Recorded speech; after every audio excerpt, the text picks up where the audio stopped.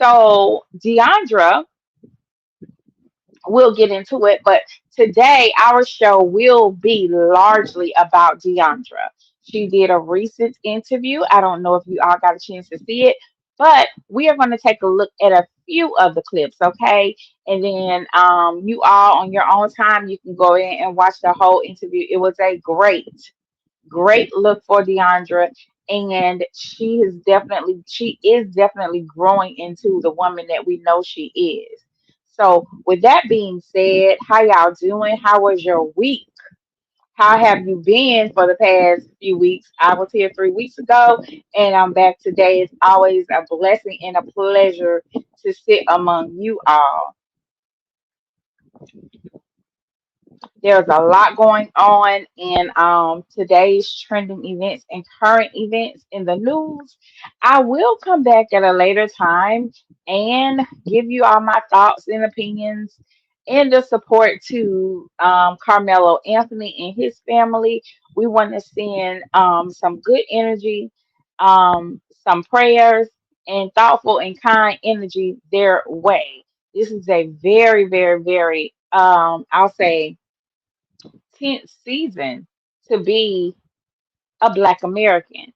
What do I mean by that? There's a lot going on over here, on in the United States. There was a recent case, I believe, in South Carolina, where an immigrant was found not guilty for slaying one of our young people. So there is so much going on.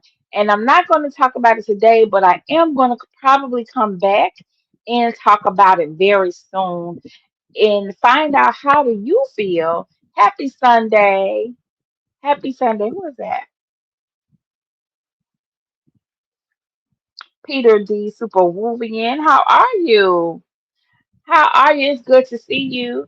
I want to come back and talk to you guys and see how the family feels. Hey, Ranye, salute, beloved.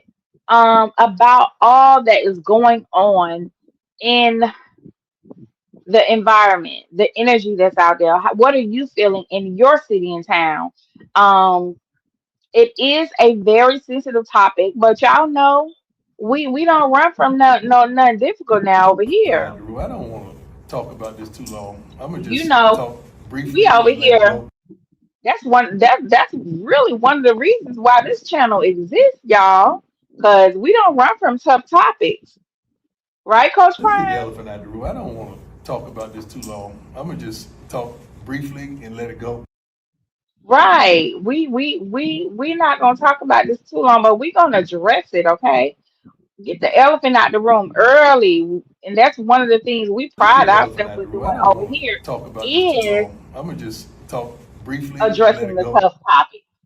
We won't be going too deep into it tonight, but I believe one of the tough topics too is what we're going to talk about. Male and female relationships. When the relationship breaks down, and how do you move forward cordially? When the relationship breaks down, is there something people can possibly do? So yes. So if y'all are just getting him out here, I am going to come back at a later date and talk about all that is going on and what we see. But with that being said, how y'all been feeling about the week we're just coming off of OTAs with Shador? Uh-oh. Thank you, Ranye, for your support. Oh, I love you too. Thank you, brother. One thing about the black man, I love the black men who support the women now. I appreciate you. Thank you.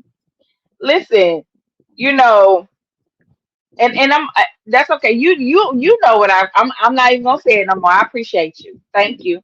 Um, but it's been a lot going on. Shador had OTAs.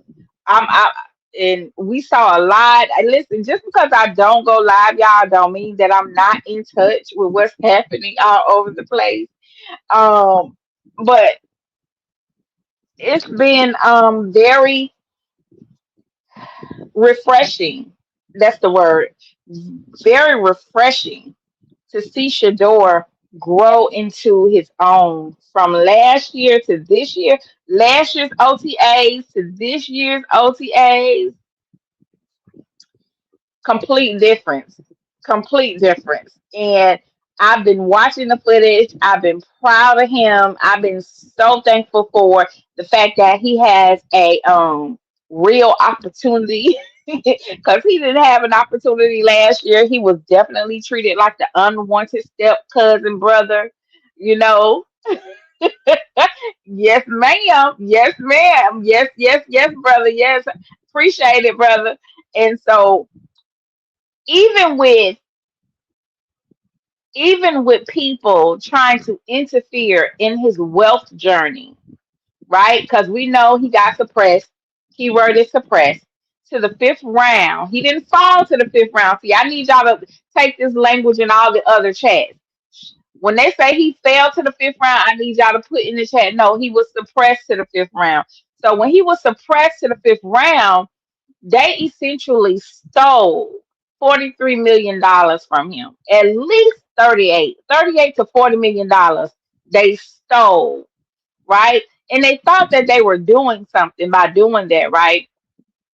So for being suppressed to the fifth round, his salary was $1.3 million for the 2025 year, right? You break that up into 52 weeks if he gets paid weekly, or you break it up into 26 weeks if he gets paid bi-weekly. So 1.3 million divided by 52, that's his weekly check.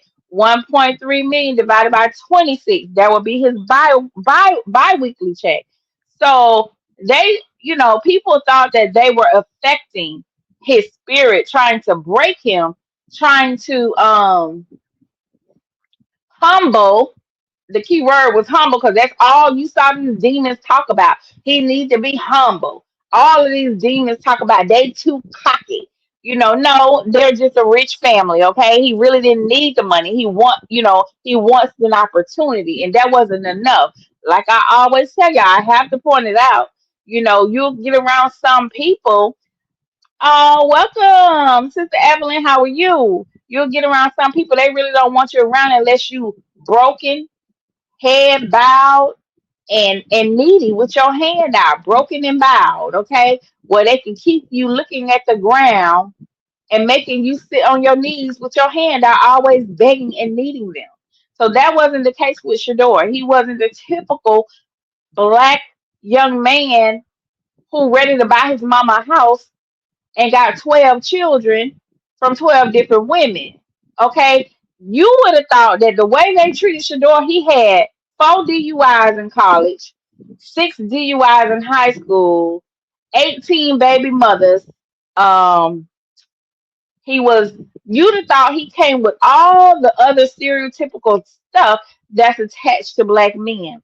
You'd have thought he was homeless at some point in his high school career, and he slept in the car, and and then he ate out the trash can or something. The way the media and the narratives came rolling out, they couldn't say any of that about him, so they made up lies. But the way karma is set up, y'all got to think about that karma. What man thought he did, what man meant for evil God meant, okay, to make it great and legendary in this case. So last year, while they cut his salary, he still made money. This is outside of his salary. That 17 million wasn't even his jersey sales. So I know it's a whole lot of y'all that went and brought that number 12, right? Y'all went and brought that number 12 jersey in support of the NFL anyway, you know, to each his own.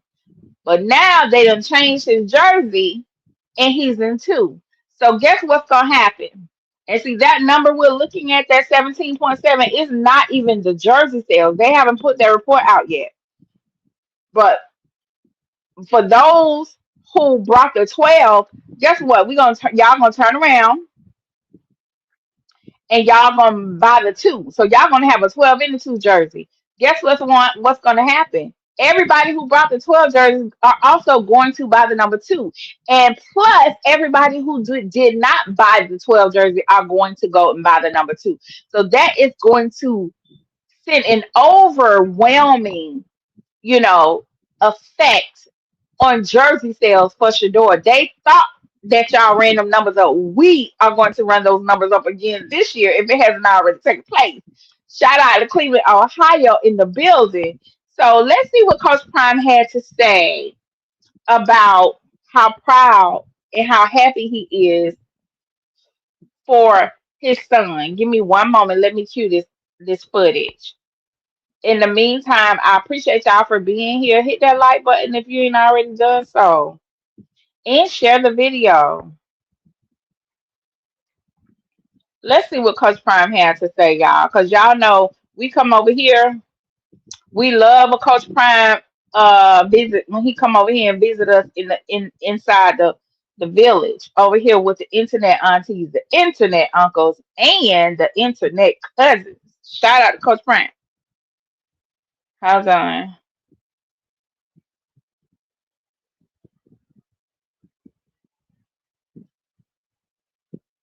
Here we go. See, I have to remember to bring the overlay down because when I be sharing videos, y'all don't even be telling me it's still up. Sis, it's still up. Hold on. There we go. Let's go. He did. He did. He listen. And he couldn't do it, he can do it, but I don't know what they thought. Well, maybe they knew, that Coach Shador has a fan base that's gonna follow him wherever he go, and we spend money. It's one thing to be a supporter and you don't support with your resources. We appreciate it, but in many cases, especially something like this, we need the fan support followed up with the resources to keep him on top. I hope everybody understands that. So let's see what Coach Prime had to say. You know what this makes me want to do? A lot of people look at things different. This makes me want to work. This makes me want to go get it. This makes me want to dominate. This makes me want to be that unprecedented one. This is what this makes me want to do. Living and traveling like this makes me want. So I have a question real quick. Have anybody seen T Clown? Where's T Clown at? This is a messy moment.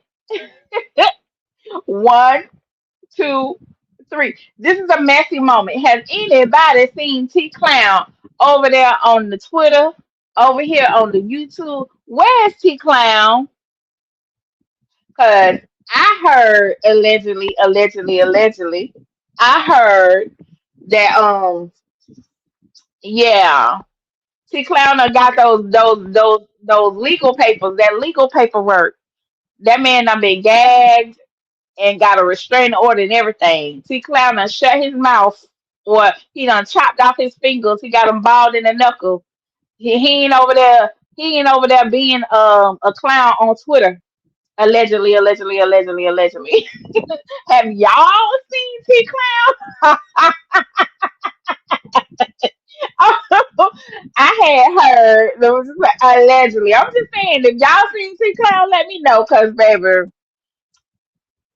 he the clown show is gone. The clown show is gone. Let's go, Coach Prime. You know what I'm really proud of? I'm so very proud of my kids. Starting with Bucky on the other side of this camera, and all my kids. I just And this is Coach Prime's moment. Y'all know he loves talking about the goodness of the Lord and how wonderful his children are. One thing he gonna do is teach us how to speak life into our children, no matter how young or how old. And I think one of the examples that he has, and which I love about him, is his example of Black fatherhood. So yeah, let's go. just had a kid that made the most money in the history of the NFL. Y'all heard it from Coach Prime first. It's T Clown in the chat, y'all. It's T Clown. It's T Clown. It's T Clown. Don't say the man name. Yes, Tinder, chicken tender. Yeah, but y'all heard it from Coach Prime, mouth to your ears. in sales. That one even includes jerseys. Y'all don't know that.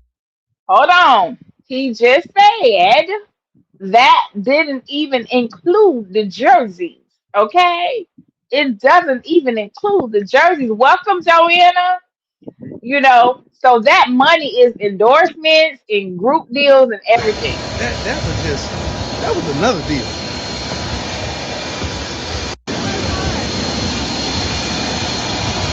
You know what this makes me want to do? A lot of people look at things different. This makes me want to work. This makes me want to go get it. This makes me want to dominate. This makes me want to be that on because it did it once. This is what this makes me want to do. Living and traveling like this makes me want to keep on going to get it. You know what I'm really proud of? I'm so very proud of my kids. Starting with Bucky on the other side of this. Shout out to all the parents in the chat. Make sure you tell your children how proud you are of them. A lot of times we get so caught up in parenting and maintaining and providing, we forget to share with these young people the good things that they're doing and how proud that we are. Because sometimes they'll get to an age and they feel like they're not being seen. They always feel like they're not being heard. But make sure you can point out and identify all the great things that the young people in your life are doing. They need to hear that. And all my kids. I just had a kid that made the most money in the history of the NFL. There you go. He just had a child that made the most money in the history of the NFL. Now, let's go back to draft day 2025. What what the enemy planned for evil, God meant for good. You cannot stop what God has in store for you. Nobody can stop what God has in store for you. I'm so glad that Shador is thriving past all the hate, all the negativity, all of it. Y'all, I love it. Shout out to Shador. Congratulations. We are immensely proud of you.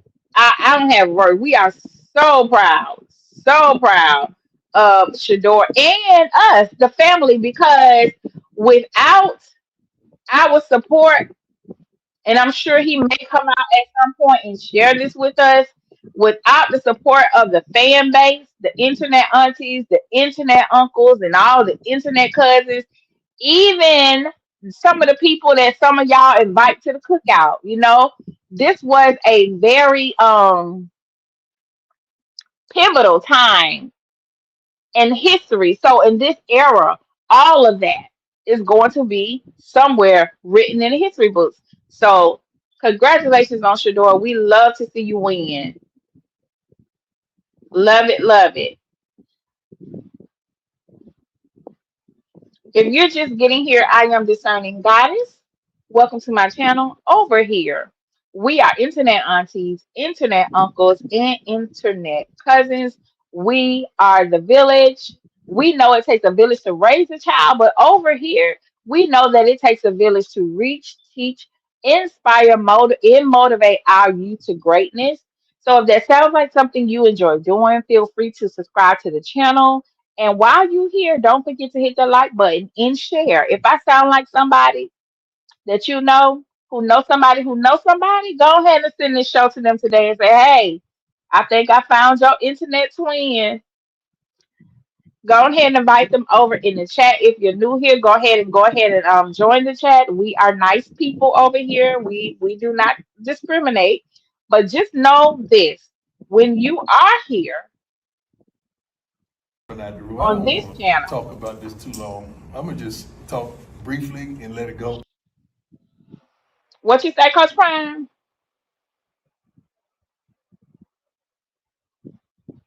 I don't want to talk about this too long. I'm gonna just talk briefly and let it go. Over here, we definitely address the elephant in the room. So we have the tough conversations. We discuss the subjects that nobody wants to talk about, and we don't shy away from it.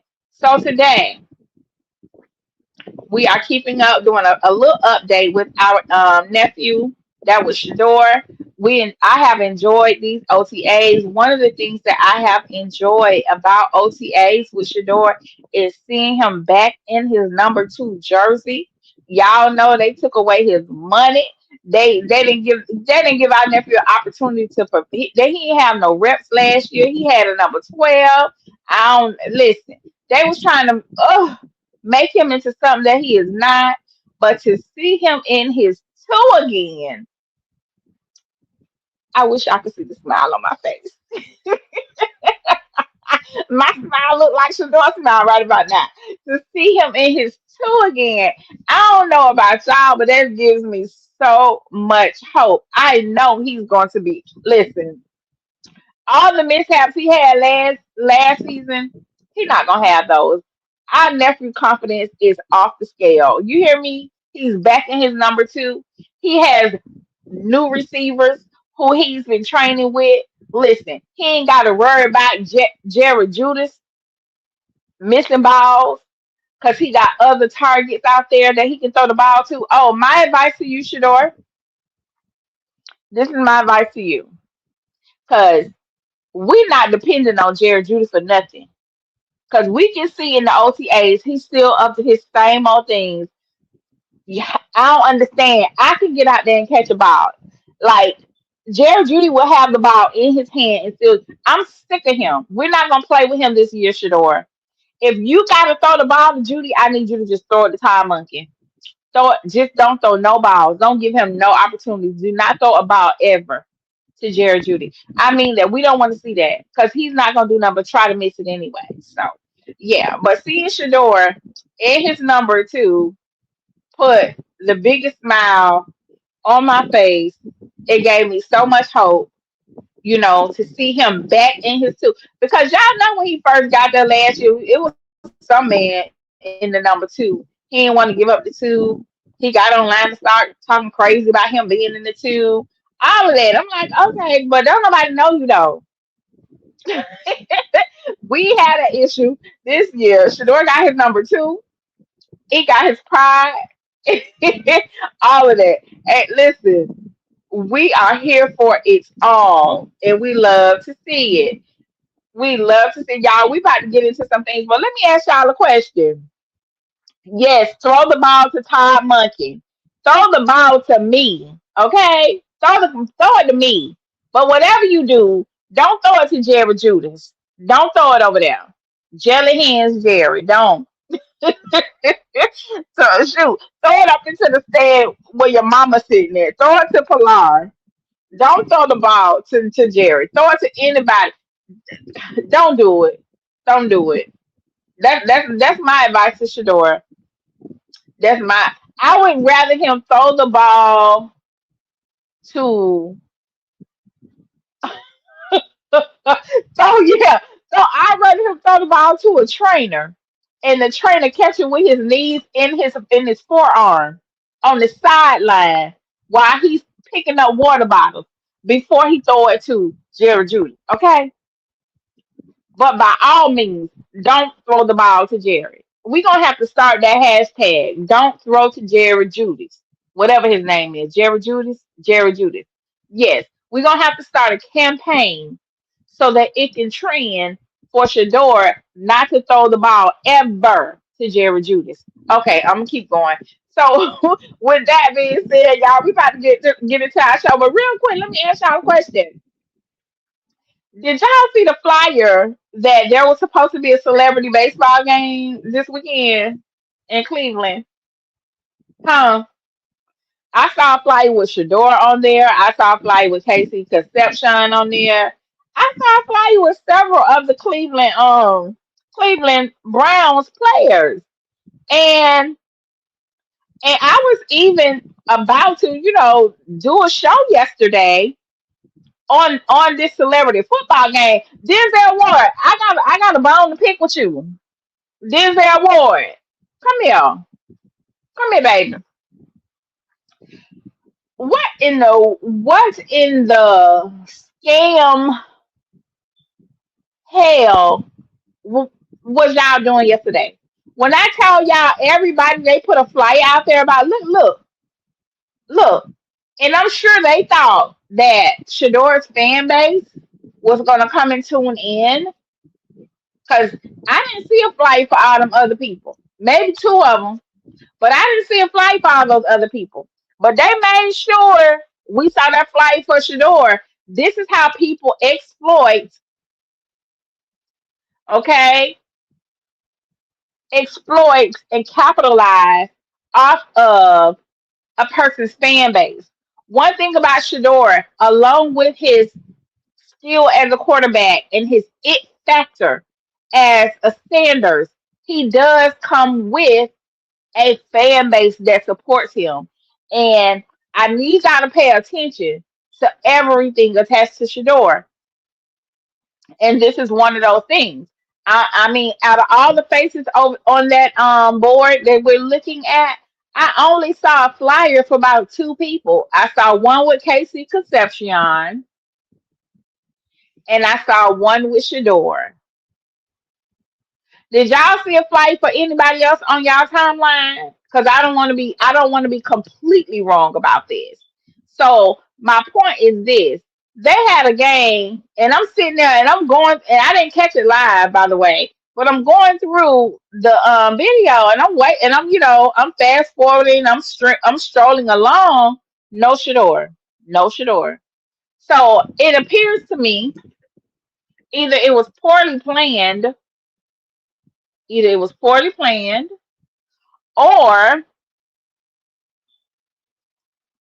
they didn't. I don't know. It didn't get cleared. The players were not cleared, or it was voluntary, or or they woke up late and decided they didn't want to do it, or it just wasn't worth the risk. So here's what I'm thinking, because I heard some conversations being taken place that, along with Miles Garrett, that Denzel Ward is also being traded. That's what I heard. Did y'all hear something like that? Let me see what y'all heard. Did y'all also hear that Denzel Ward is hasn't showed up to OTAs and is planning not? I know they were disappointed. I know they. Listen. I know they sold some tickets based on Shador's name, but Shador didn't show up. And I'm listen. So, do you think some of these players that didn't show up did not want to support Denzel Ward because he's actually not a Cleveland Brown right now behind the scenes? Because from what I heard, even with the Miles Garrett saga and all that stuff was taking place with him not showing up to voluntary OTAs and then to OTAs and not returning Todd Monken's call, to my understanding, from what I heard, that was always the knowledge that Miles was never going to come. Okay, and so I think Denzel Ward is the last veteran left on this team. Do y'all think that with him not being, him being in the middle of, maybe he's returning, maybe he's not, this might be a sign that he's not returning to Cleveland Browns, being that so many of his teammates did not show up to support him. That's my theory. That's my theory. They're like, man, please, you ain't even on the team no more. What I look like coming out there right now. This is my theory. I don't know what y'all think, because only one, two, six, 9 players showed up. Now I did see KC Concepcion. He did well with the home run challenge, but Jerry is just a flop all around. Jerry, he hit like so many dead balls. It was crazy. And I'm like, this boy can't catch a ball or hit a ball with a bat. Like, I, let me get off Jerry Judy. But yeah, so that's my thing. Yesterday, it was a scam that somebody set up to come with us with the bull crap, okay, with the bull junk, because Shador was not at this celebrity basketball game. Shout out to family. Y'all, we have come to the point where we are approaching our subject for today. I appreciate you all for being here and tuning in. Thank you so much. To everybody that's here, go ahead and hit that like button if you haven't already done so. If you're new here, I am Discerning Goddess. Welcome to my channel. Over here, we are internet aunties, internet uncles, and internet cousins. Over here, we are the village. We know it takes a village to raise a child, but we also know that it takes a village to reach, teach, train, motivate, inspire, and encourage our young people to greatness. If that sounds like something you enjoy doing, go ahead and subscribe to the channel.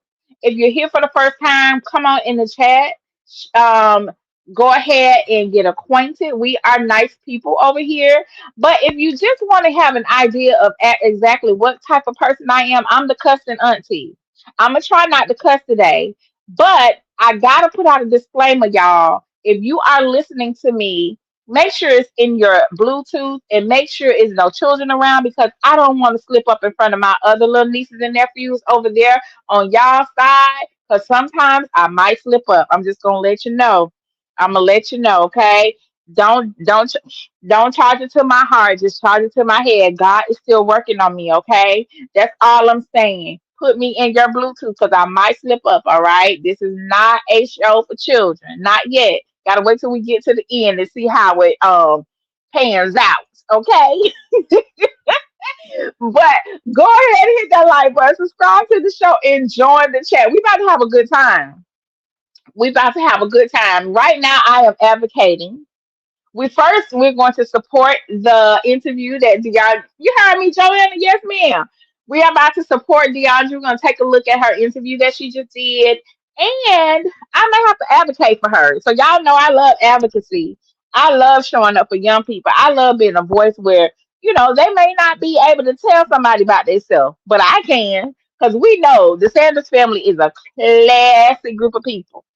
Because Prime is a good Christian man. He ain't gonna cuss nobody out and tell him to go to hell, but I will. Okay. But we know Shador has too much to lose. Bucky over there growing his media channel, so he done fell back a lot because y'all know Bucky used to get on Twitter and tell people about their behind, but he don't even do that no more, right? Shiloh over there streaming, making millions, okay, even though he was profiled in a hotel in Miami. We don't like that, but he is doing his thing. Little bitty baby Shalamai, she is over there doing her thing, getting ready to embark on her basketball season. And we have Deandra. Deandra is a what? Mommy first, an entrepreneur in the socialite, and we enjoy seeing her grow into her own. So if you're new here, just hang on. Let's go for a little ride. Hold on 1 minute. Yes, let's go for a little ride. And now the show is ready to begin. Three, two, one. So over here, we love family. We support family, and we're gonna always encourage family. Be it extended family, be it a single mom or a single dad, be it blended family. We love family because we know family is where our superpower exists, right? It is family builds community. And so one of the things I think we all love about the Sanders is they always seem to be on the same page. We have grown with them, um not just over the last couple of years, but you have some people here, myself included, that has followed this family since their first reality TV show when Pilar used to answer the phone saying praise the Lord, praise the Lord. Remember that when Pilar was the wife and they had the reality TV show and she would answer the phone at the house, the landline. Praise the Lord. So we've been watching them since Truth Academy. We've been watching them forever. Watching Coach Prime on NFL Network, all of that. So we have enjoyed watching this family grow.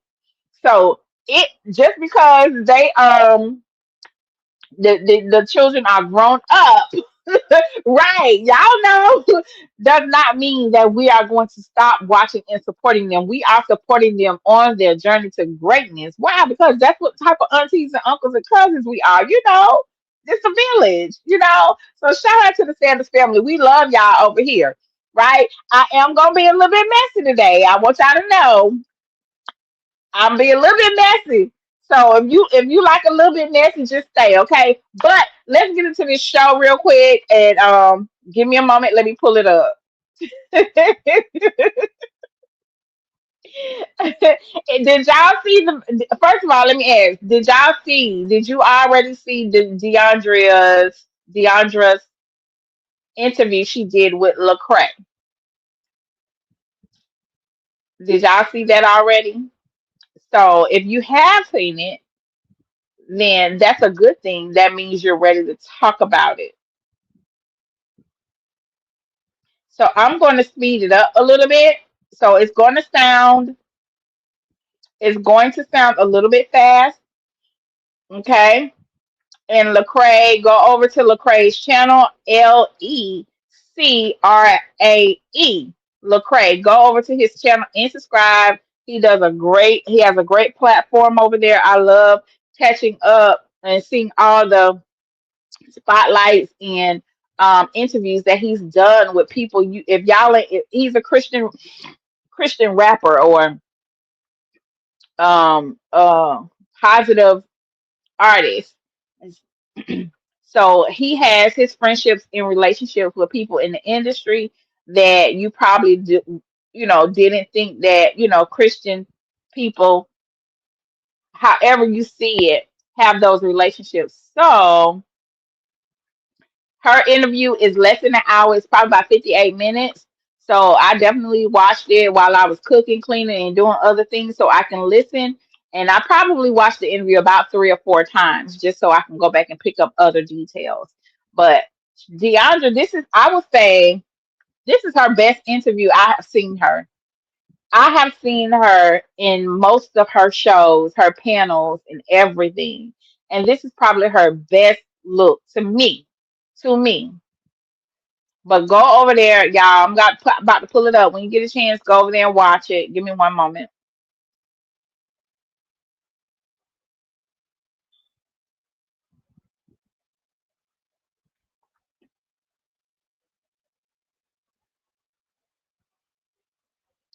Let me know when y'all can see it. Let me drop this overlay.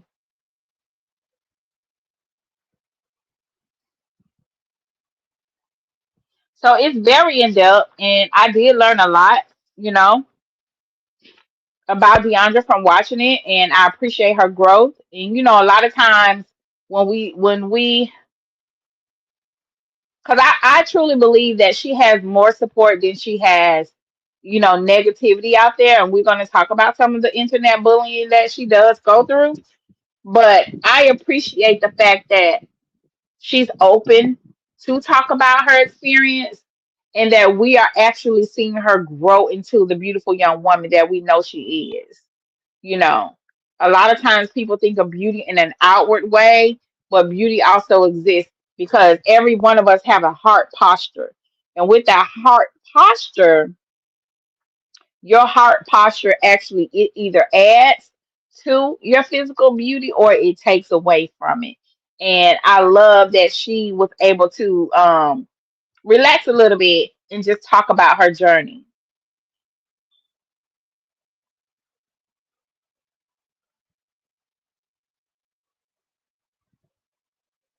Let's get into the video.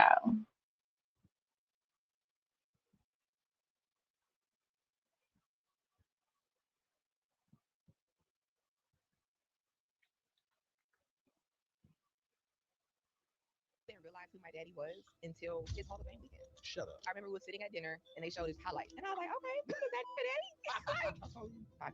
You only like short king?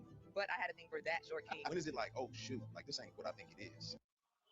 So just know this is a very insightful interview. Hey Samia, good to see you. No, no, no, we here. they was just like, "You gonna let that in our family?" Like, they was really mad. It was a point in time where I was kind of angry with God, and I had to talk to him about that because I'm just like, God, the one thing I would pray for is a baby in a family, and then you gave it to me like this. Mm. Like, why? I'm thankful for my blessings, but I hope people don't crucify me for this. This is the deep end with Lecrae. What's going on, ladies and gentlemen? Now, So that was the intro. I am going to skip through this video. So if you want to see the whole video with no interruptions after my live stream, go over there and support Lecrae's channel and give him a view. Watch this video. It is a great interview, y'all. It's a great interview. Don't take my word for it, but take my word for it and go watch it. So I'm going to be skipping through. I have notes here where I have jotted down all the timestamps so that I could find the points that I want to, the places that I want to make a point on. So let's go.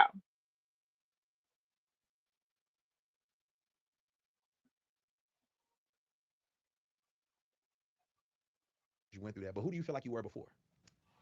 Um, First, I feel like I was someone that was secure, Okay.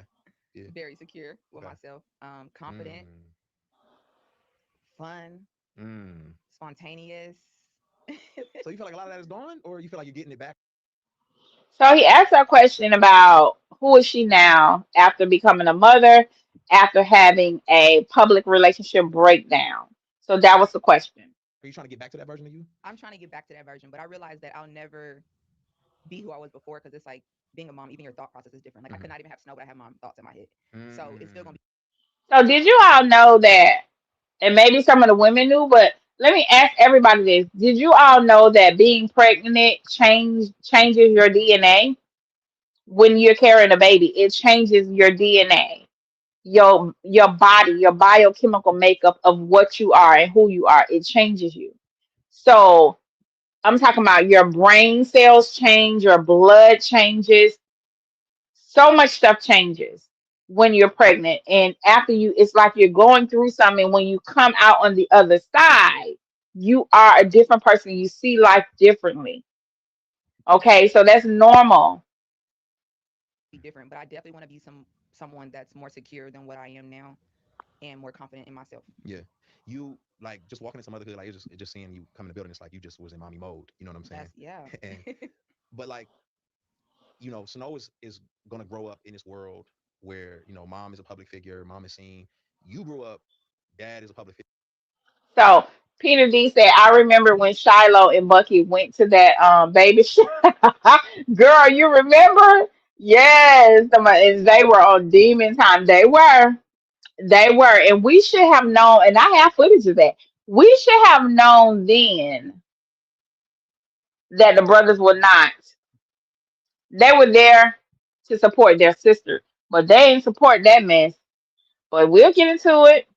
Okay. So yeah, she's like everything changed for her. The way she saw her life, she said she's trying to she's trying to grow into her confidence. She's trying to be, you know, who she knows she should be. And I can attest to that. And many of the women who have babies, even I was saying, even our DNA changes, our bodies change. So no, you're not the same person. So yeah, hey Matt, welcome. You said you seen it yesterday. You learned a lot. I did too. Her way of thinking and her personal experience growing up. Yes, we learned so much. She gave us some insight. And I wanted to say, because I was looking at, oh my God, I was looking at another show because Bucky has been doing interviews as well. And I want to say to our nieces and nephews over there, the Sanders siblings, is that I'm so proud of y'all. People would say that, oh, they living off their daddy name, but what we are seeing now is them branch out and have their own light and speak from their own perspective, which is giving us a lot of insight, you know, as those who support them. What I will say too is I was watching one interview. I don't know which one it was, but all they did was ask them about their daddy. I'm like, did you want to interview Deion Sanders, Coach Prime, or did you invite them to your platform to talk about? them. And I want to say to the content creators, don't do that. We want to get to know each individual sibling, right? Asking them about their childhood is one thing, but fanning out and asking them every other question about Deion Sanders is crazy to me. Like, don't do that. That's just weird because nobody wants. You better off asking Coach Prime himself because it's hard because they don't want to speak for their dad. You know, let Coach Prime or Dion decide to give you the information that he chooses to give you.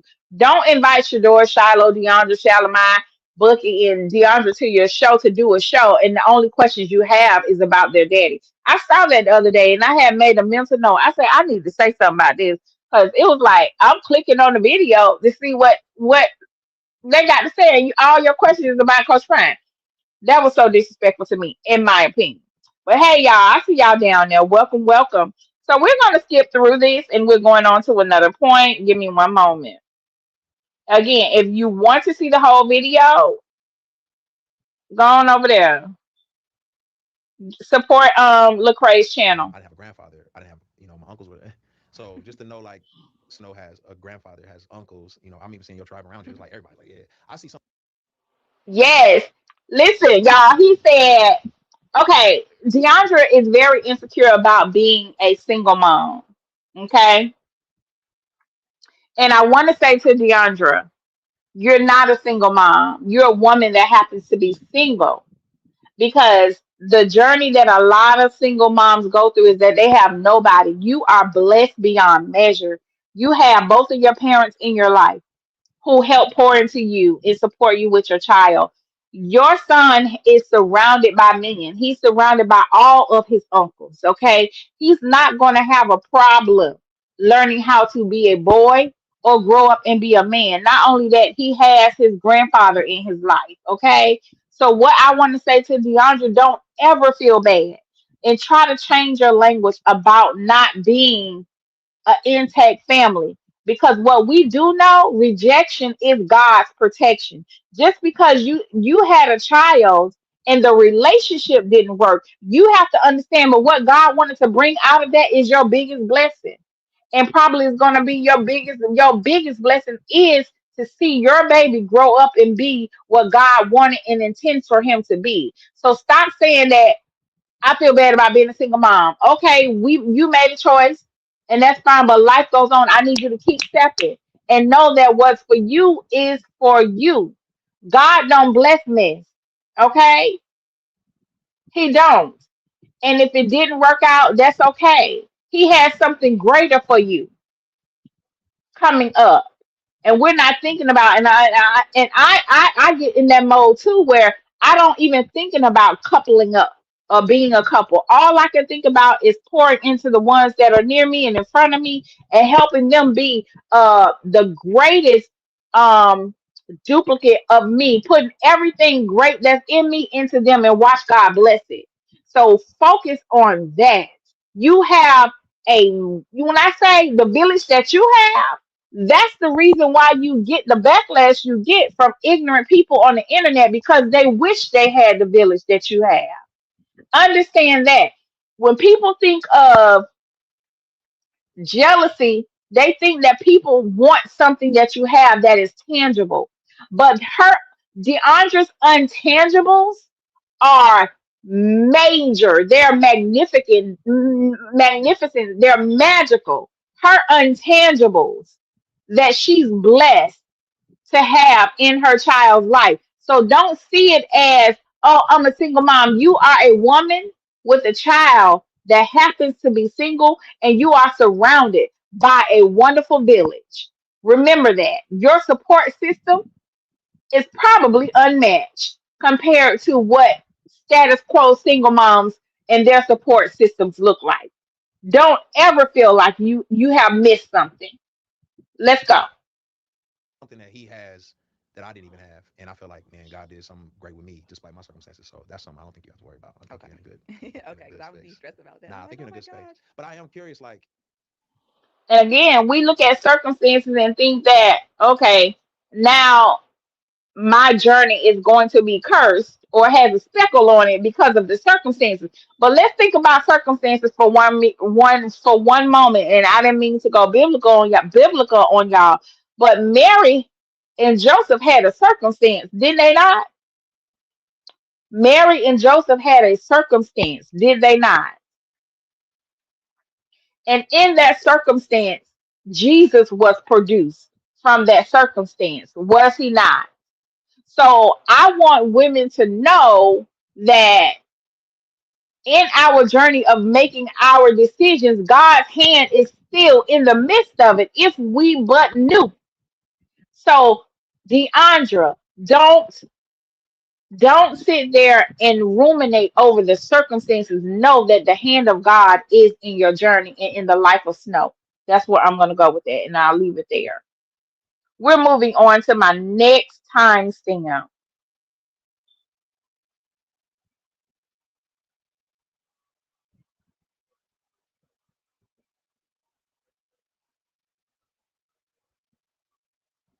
Let's go. I feel like it just made me who I am today. I don't feel like I missed anything other than, I mean, we was always traveling. So, Mhm. and always I went to different schools a lot. So I don't really have like childhood friends, Okay. stuff like that. So, but other than that, I don't really think I missed anything. So I know me and my friend group, we always, so one of the things we like to say is Deandra needs new friends. This put a lot in perspective for me. Samia said, I think she is feeling the effects of being a child of divorced parents and comparing herself to that. I think so too. She talked about that. She talked about that.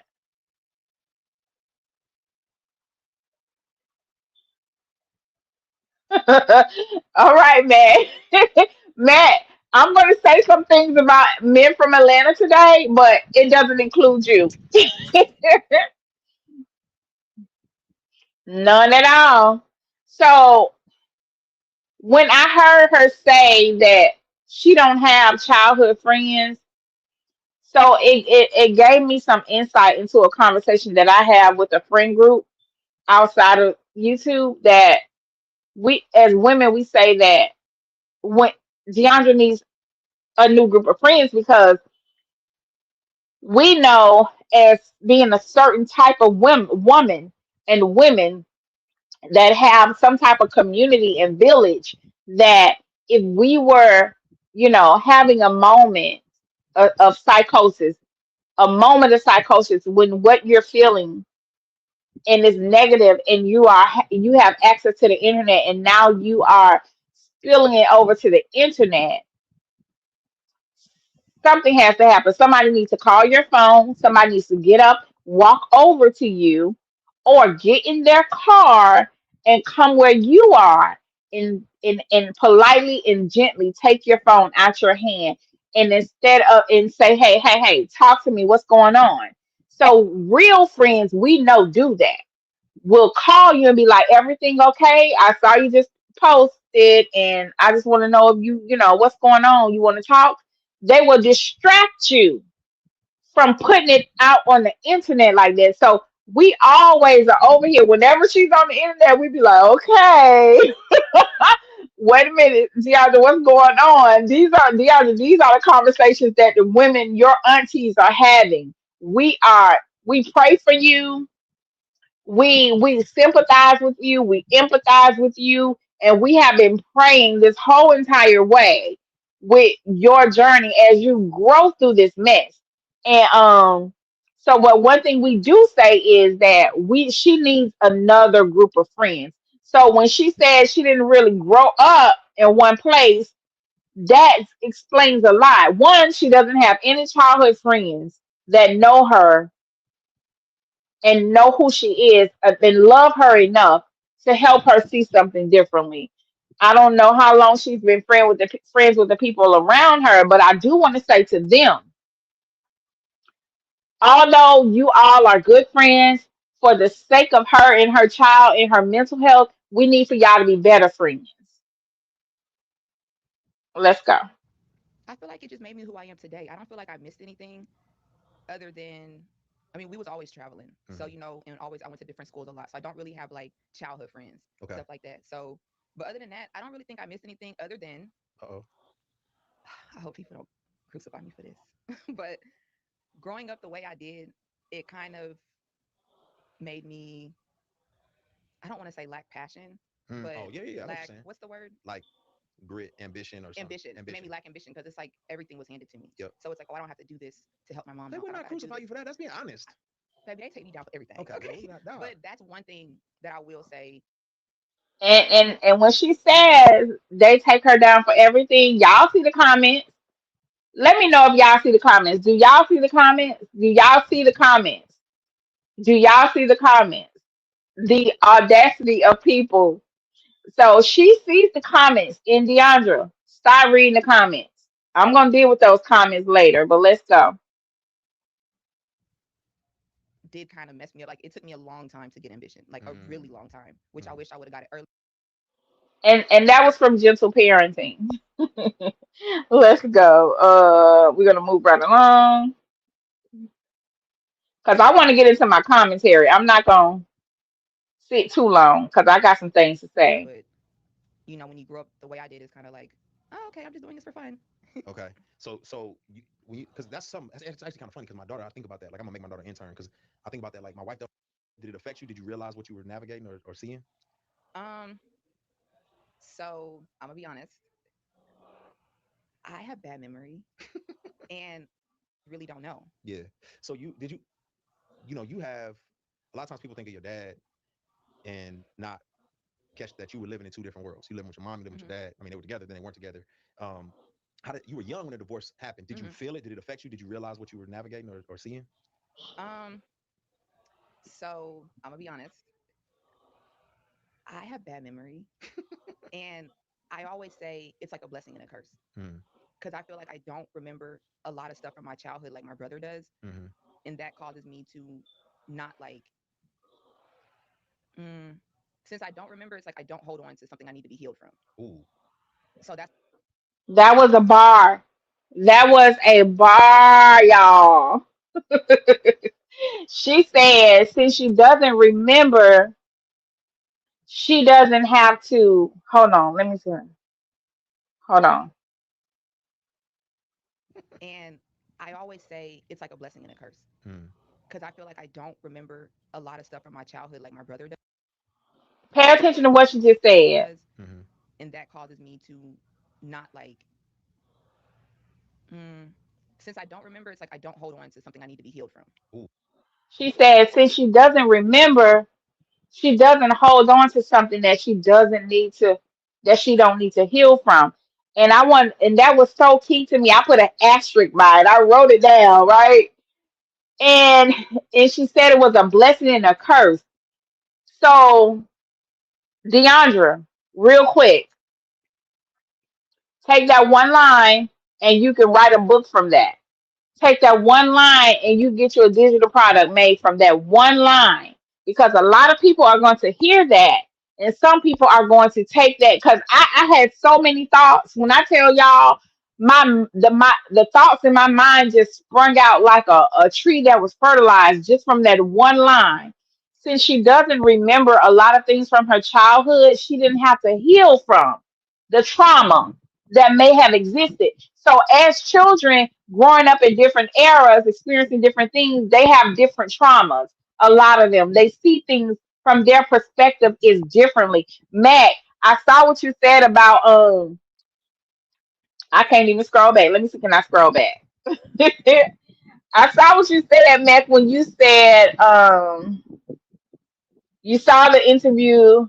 Wait a minute, wait.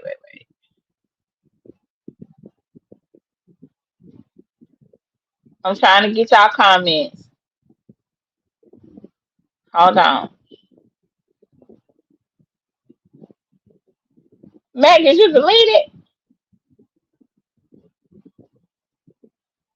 Oh, you said after reviewing the whole interview, I think bro was giving her hints that he's interested.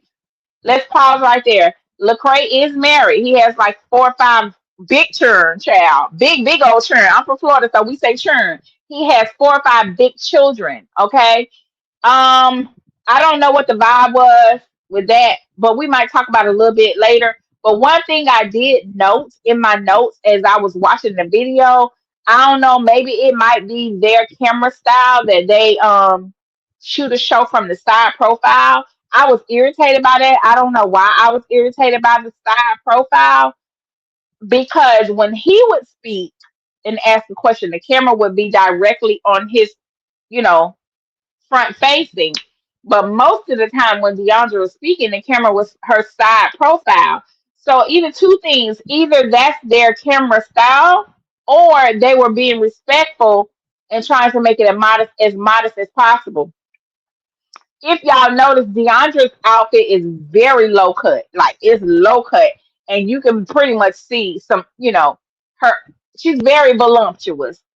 So I think that for me personally, if I know I'm going in the presence of somebody's husband, I try to correct some things. I try to, button up, close up, not be so revealing.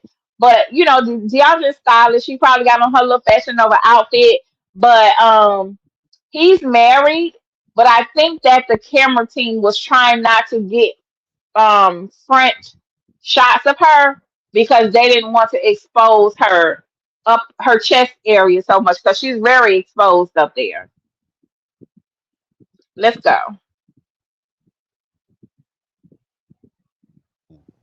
So that's why I say it's a blessing. Okay. But then I say it's a curse because it's like a lot of stuff I really wish I did remember that I really don't. But then I have the good side where the stuff if I remember, I probably know it's a lot of healing I would have needed to do. Okay, that's good. I mean, no, that's good. I mean, some stuff I want to do. And she only has the stories. Yes, he's married. She has what her parents tell her, her daddy's side and her mama's side. And that's it. She doesn't remember. She just knows what people tell her and what she might read. Let's move on. Let's move along. I appreciate y'all for being here today. I don't think I've ever been here on a Sunday, y'all.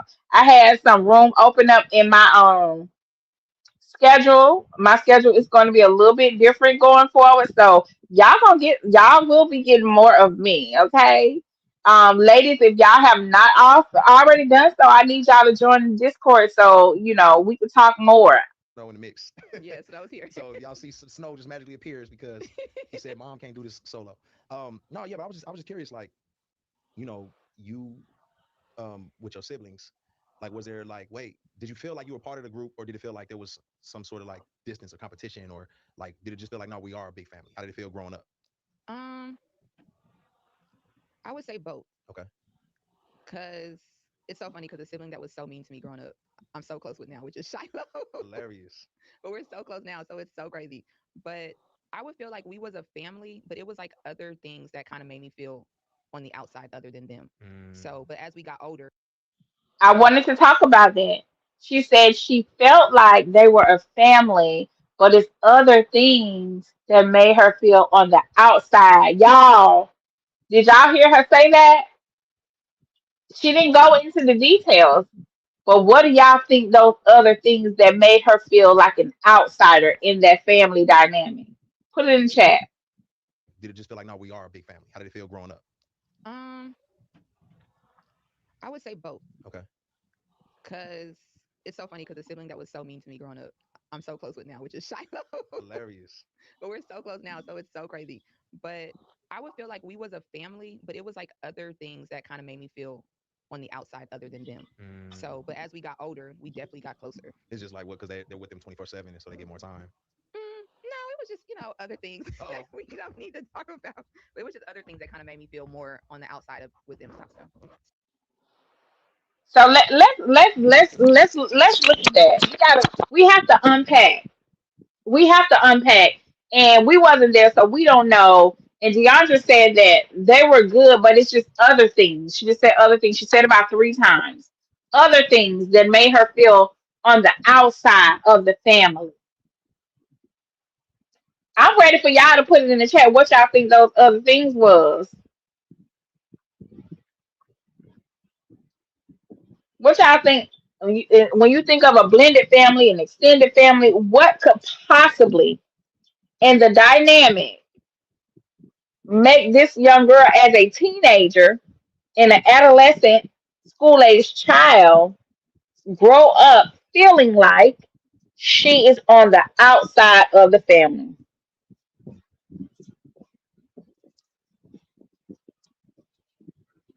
Okay, that's something to think about, Miss Joanne. Okay. I'm waiting to see what somebody else put in there. Well, they talk about that too, Miss Joanne.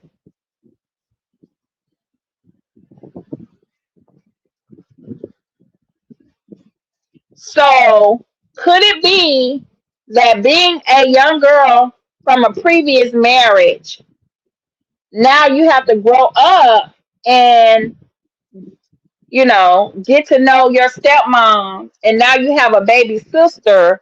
Could it be she felt left out when she went to visit her dad? That she had to watch a mother daughter dynamic that didn't include her and didn't want to include her. Let's pause right here. There are many times that as grown folks doing grown folks thing, moving on to a new relationship, sometimes and I'm talking about as a woman, let's go. For as a woman, you meet a man, he has children, and you be like, oh, okay, I can deal with that. But then somebody put it down there. Then this man has children. Every man ain't no deadbeat dad. What you thought? You was gonna get with this man, marry this man, and I'm just gonna have my babies and he gonna forget about all his children. You think that he gonna forget about all of his children? No. If he's a good man, his children are moving on in life too. So it could be that she experienced being isolated, excluded, not by her dad, but by whoever he was married to. It could That's just my guesstimation. I could be dead wrong. Okay? I could be dead wrong. But it's hard to see, and I'm telling y'all this from experience. You showing your daddy wants you there. Your daddy wants you there. But children have a perspective too. They have a sense too. They can sense when somebody is nice to them. They can sense when somebody really likes them. They have all of the intuitions as children. So don't ever think that just because it's a child or a baby that they don't pick up on the energy that's been given. So respect to Deiondra for not going into it. But as a woman, I kind of felt like that's what she experienced as a child because I was that little girl too, you know. And dads just don't understand. Let's go. To me growing up, I'm so close with now, which is Shiloh. Hilarious. But we're so close now, so it's so crazy.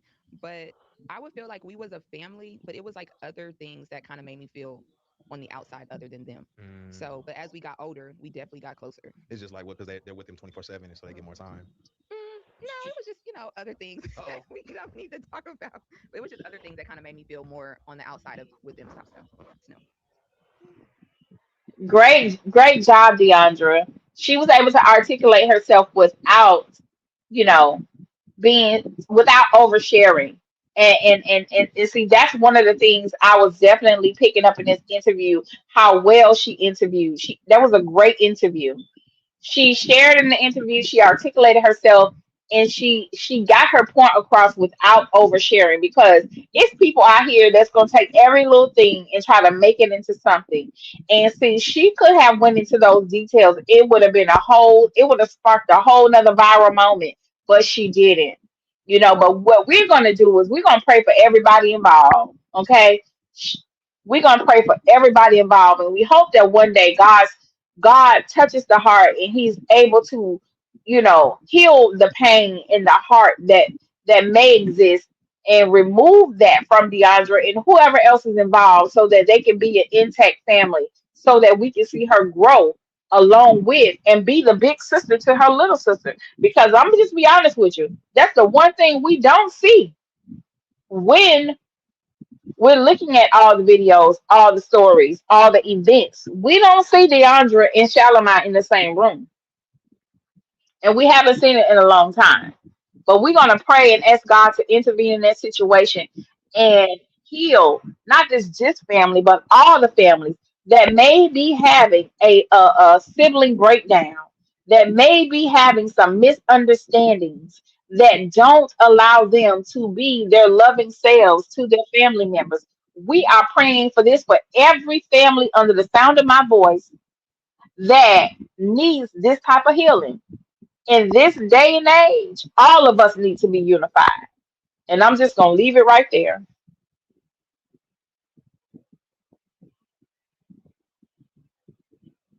Okay, let's skip ahead.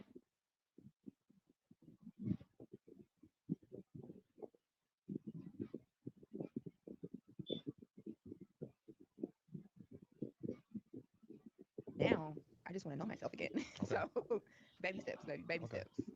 Um, let's talk about that a little bit because you're like, I just want to know myself again. Like, you went through some trauma. A lot. You went through some trauma. So, And unfortunately, we were all witnesses to some of her trauma. When people think about trauma, they think of, oh, you got in a car accident. Oh, you fell off a bike. Oh, a dog bit you. But trauma is not just physical, y'all. The same scars you will have from a dog bite are scars when you go through emotional trauma or mental trauma. It leaves scars on the inside as well. And that's when you see people be hyper vigilant. You will see them be triggered easily. That's because of whatever trauma that they experienced that was either mental or emotional. So unfortunately, the world had a front row seat on her trauma.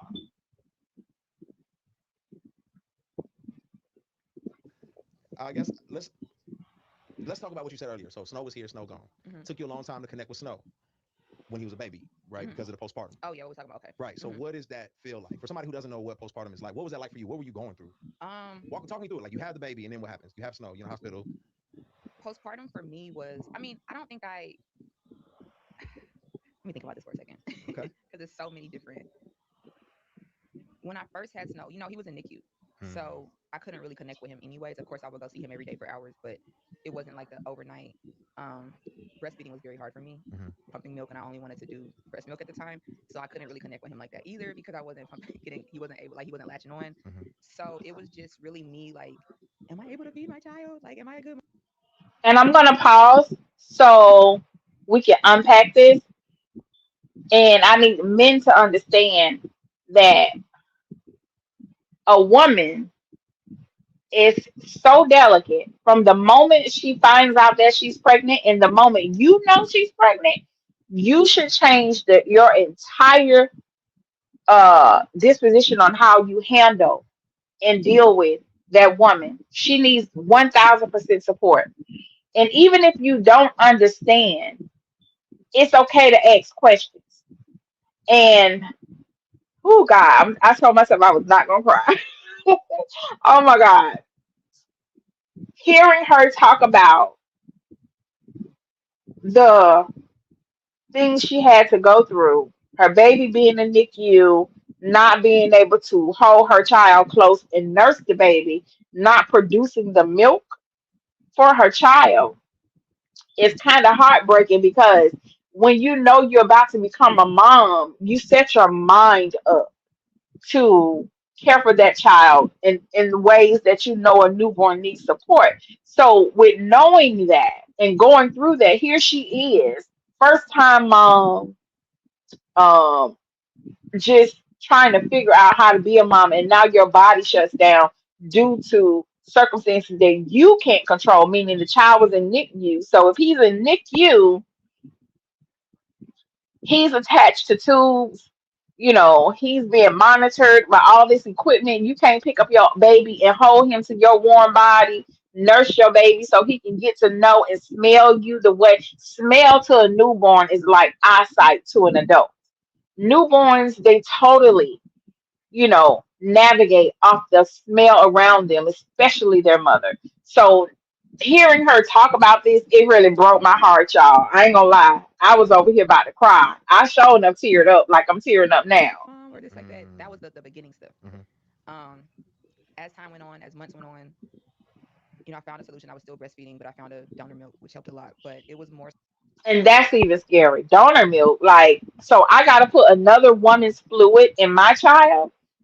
That woman don't eat like me, and we have to understand how breast milk is, you know, created, how it's made. It's, it's not just the fluid coming out of your breast, but your brain makes up the cells in that milk that's going to further go on to help your child be who they are. The way a mom thinks produces the quality of her breast milk.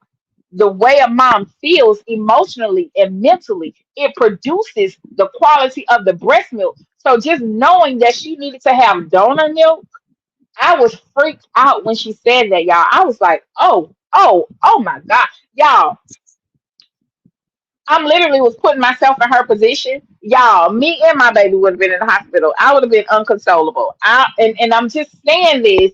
I'm sure she was broken and probably unconsolable at times, experiencing not being able to provide the basics for her child and having a breakdown from uh, a non-supportive partner who you thought was gonna be supportive because they done put on all these grand gestures, okay, showing up, proposing in front of millions, okay, all of that stuff, and then only for the child to get here, and then they act a whole donkey.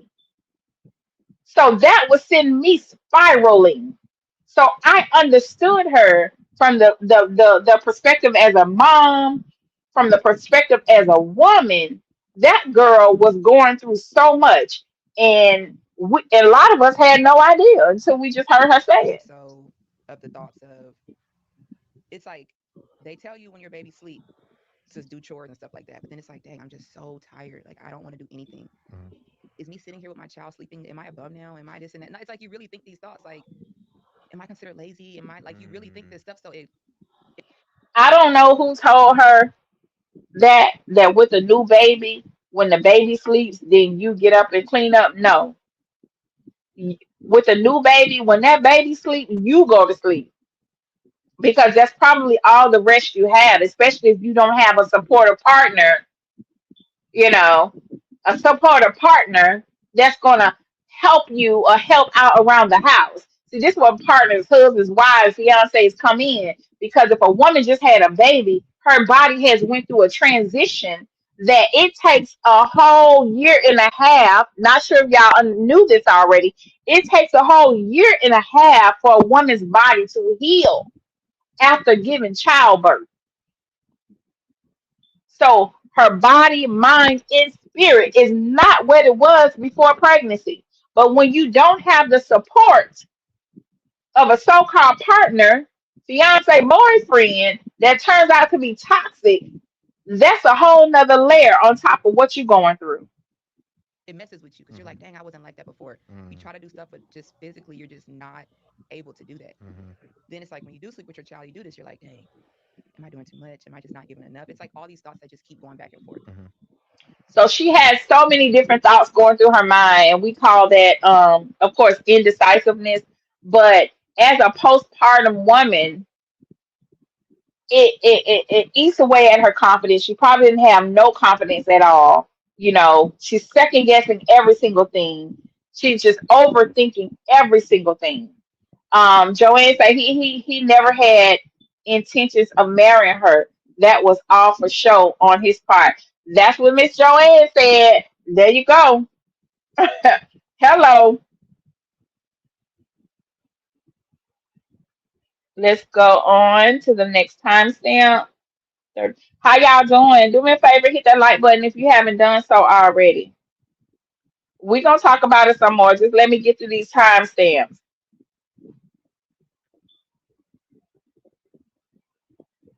Like I don't know how to do that. It was real public, right? The pregnancy and then even the snow being born, it was really public. And then of course you have a very popular father of your child. And this is when I knew that Lecrae was gonna be a stand-up brother in this interview because he didn't say baby daddy. Okay. I'm one that is against that term baby daddy and baby mama. But even though we don't care for the little frog, y'all saw my title, Deiondra, a princess that kissed the frog. even though we don't on this side, we don't support the little frog and how he treated her, he still gave him the respect of saying the father of your child. So shout out to Lecrae for being a good dude. From the outside looking in, just social media and the public, it looked like, oh, everything's great, everything's great. So even Full Jeff. so talk about it. What was really going on behind the scenes? Um, Now we're about to get into the meat and potatoes. Max say, and that's why I don't respect him because he did it in front of the family. Exactly. He, oh my God, the level of narcissistic uh abuse.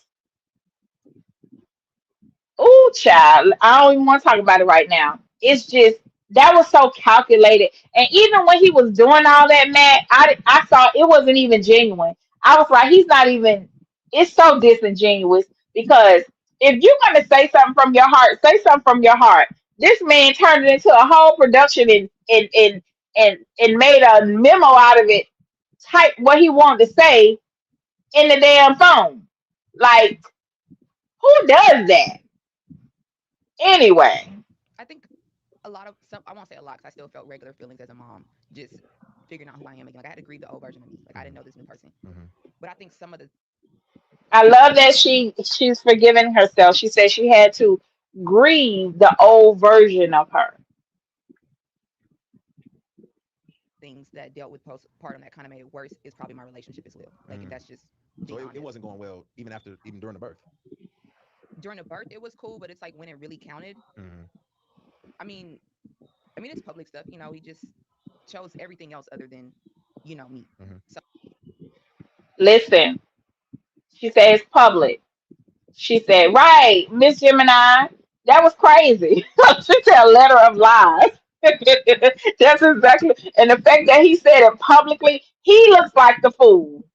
He did all of that at their baby shower and turned out to do the complete opposite. We're gonna get into that. He did the complete opposite. That's why he looked like he the fool. One thing about me, I can't stand no liars. But listen, back to Deandra. like as a mom, just figuring out who I am again. Like I had to grieve the old version of me. Like I didn't know this new person. Mm-hmm. But I think some of the things that dealt with postpartum that kind of made it worse is probably my relationship as well. Like if Mm. that's just So being it honest. wasn't going well even during the birth. Remember, I just told y'all when you're dealing with postpartum, she didn't even have the support. The relationship was just non-existent at that point, and I'm sure she experienced a level of disrespect that she didn't even imagine she would have to go through, especially after having a child. During the birth, it was cool, but it's like when it really counted. Mm-hmm. I mean, it's public stuff. He just chose everything else other than, me. Mm-hmm. So that kind of battle with me too, because it's like I've lost myself. I'm grieving the old me. I don't know who I am. I need somebody to just pick me and Mm-hmm. like choose me. Instead of him picking her and choosing her, he allowed people to go on the internet and totally disrespect her. And he didn't come to her defense not one time. Not in the open. Oh, child, honey, let me go. So I could feel like myself again. So I could feel like I'm worthy of something because I've literally lost. Ladies, you have to be very, very careful. Be very careful that when you are choosing somebody, make sure they one choose you too. And then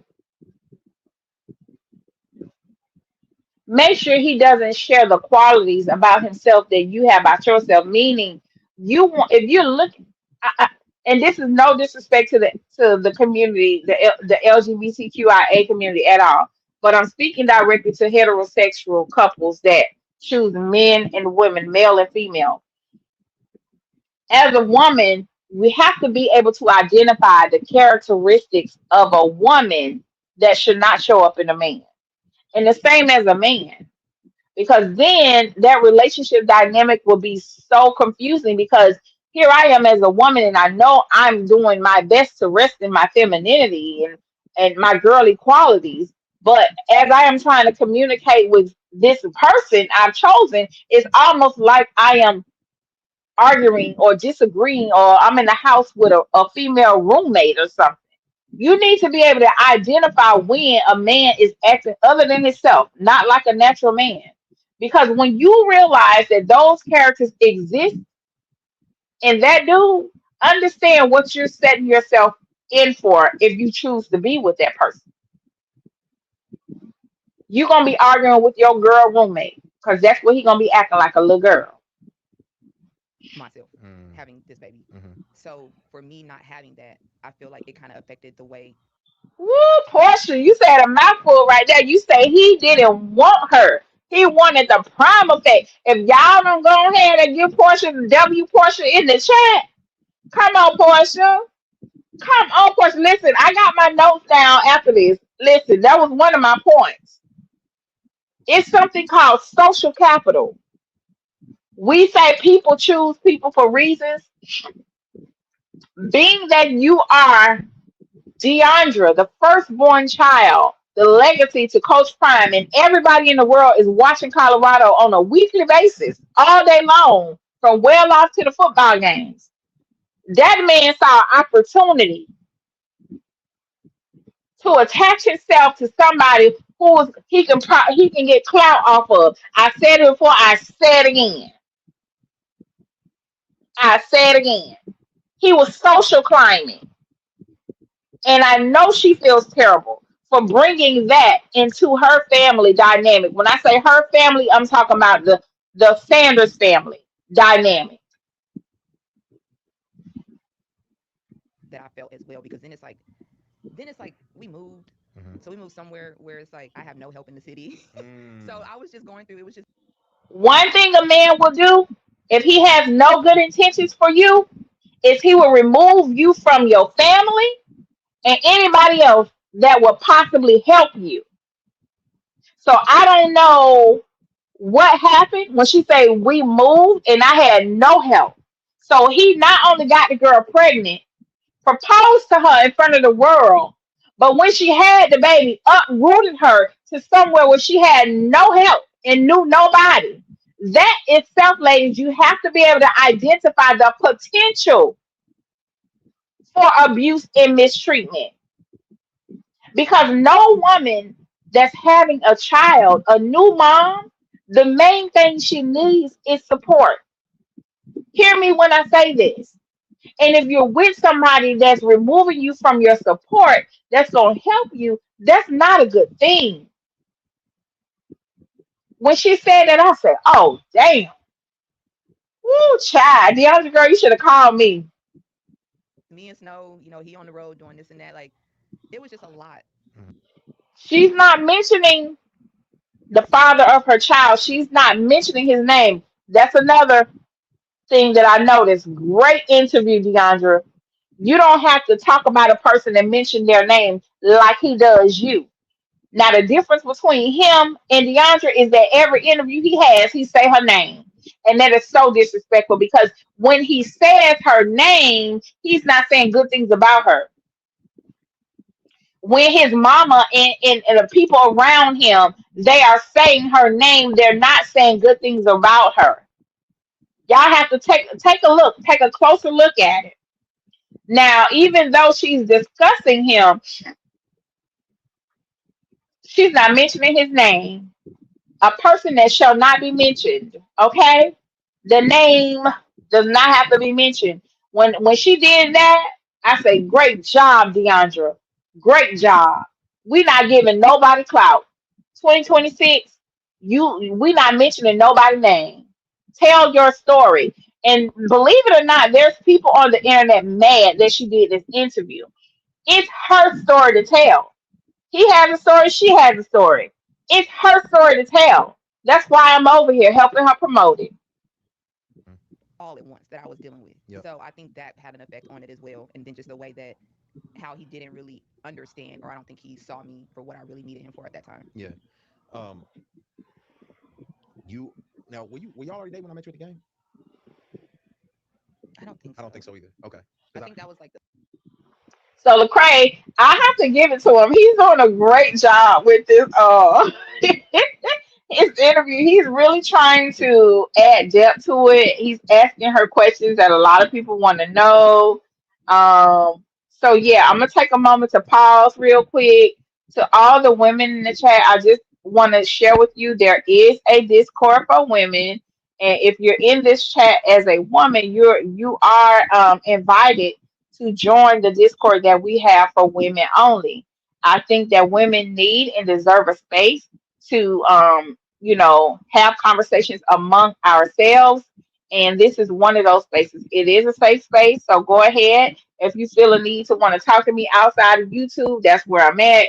If you want to send me messages, you can do that through there. Although my email address is always open as well. But to the ladies here today, to the women, I would love to continue all of our conversations, because they are good and in-depth conversations. We love, we go live a lot, but can't all the time get everything in one live stream. So go ahead and click that Discord link and let me know when you get in there that you're there.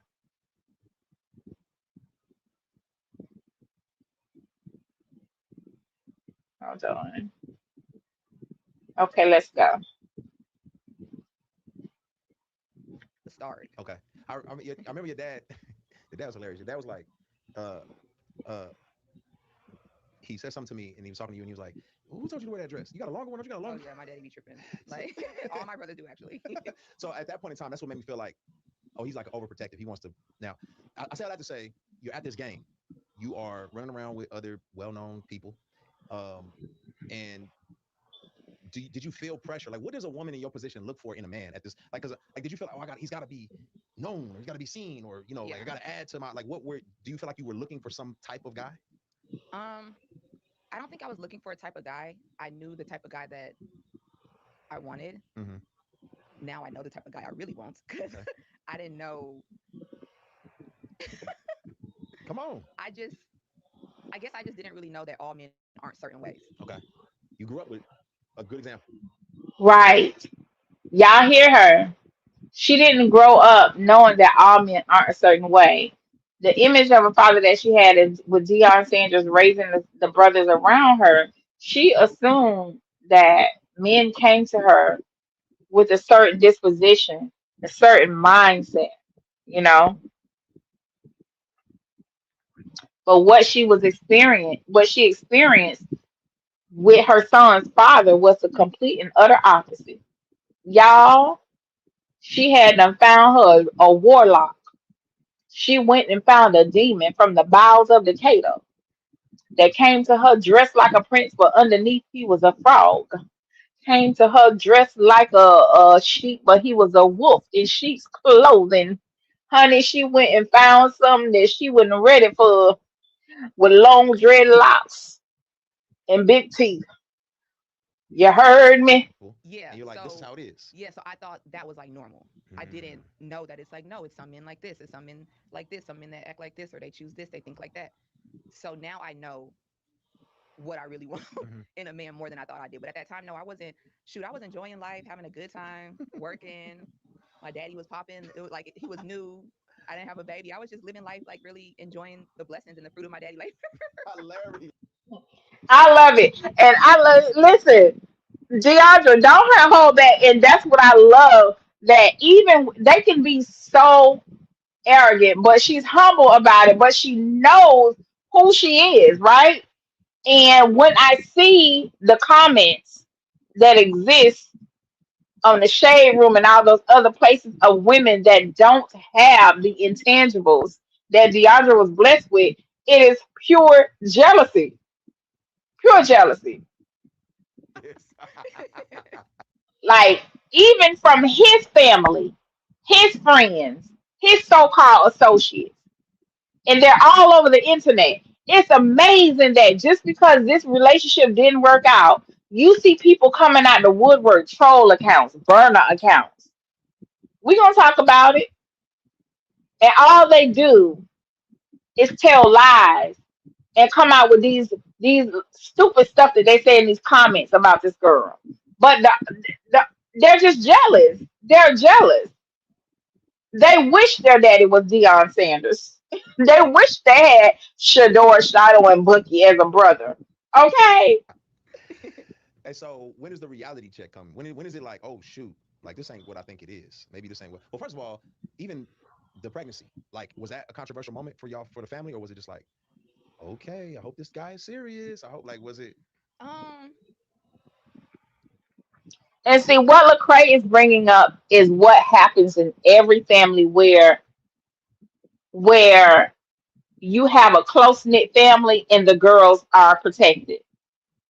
The things that he's saying out loud is actually what actually does take place when you know that your daughter or your parents know that you are a prize. They raise you a certain way, and you know you poured and raised your daughter a certain way. So these are some of the things that are discussed when a new person comes into the fold.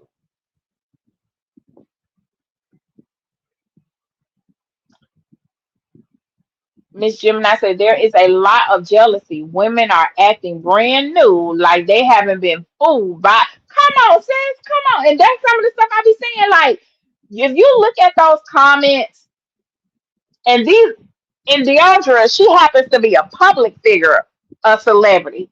But come on now, all of us know at least one or two women that done kissed a frog, and he turned went to sleep one night and woke up and he was a dog. Okay? And they be in the comments talking to her crazy. Like they don't know they man got a woman on the other side of town. Like you're literally some of these women in the comments, they are literally choosing to be in a relationship where they are one of five women. Those are the ones I need to just come up out the comments. Like, don't comment, sis. You need to stay in the bushes.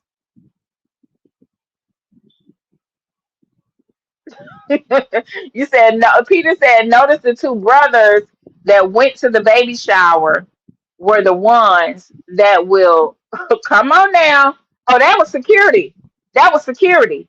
Because prior to the baby shower, the some thug lady was on the internet talking about she was trying to hit Deondra with a bottle of liquor one night.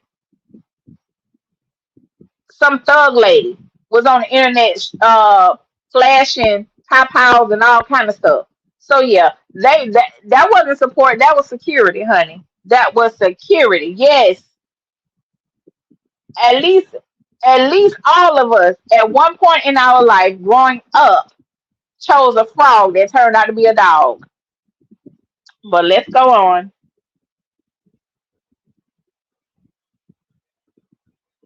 I'm gonna skip ahead. Hold on. being honest, Yeah, the only way to be. um, it was a controversial moment for my family because they really didn't like him for the way that he treated me. Mm, So they was really mad. mm. Of course, my dad wasn't. I mean, if everybody felt some kind of way. Here we go. Here we go. Like this video. Get those likes up. Go on and share it. This the moment we all been waiting to hear.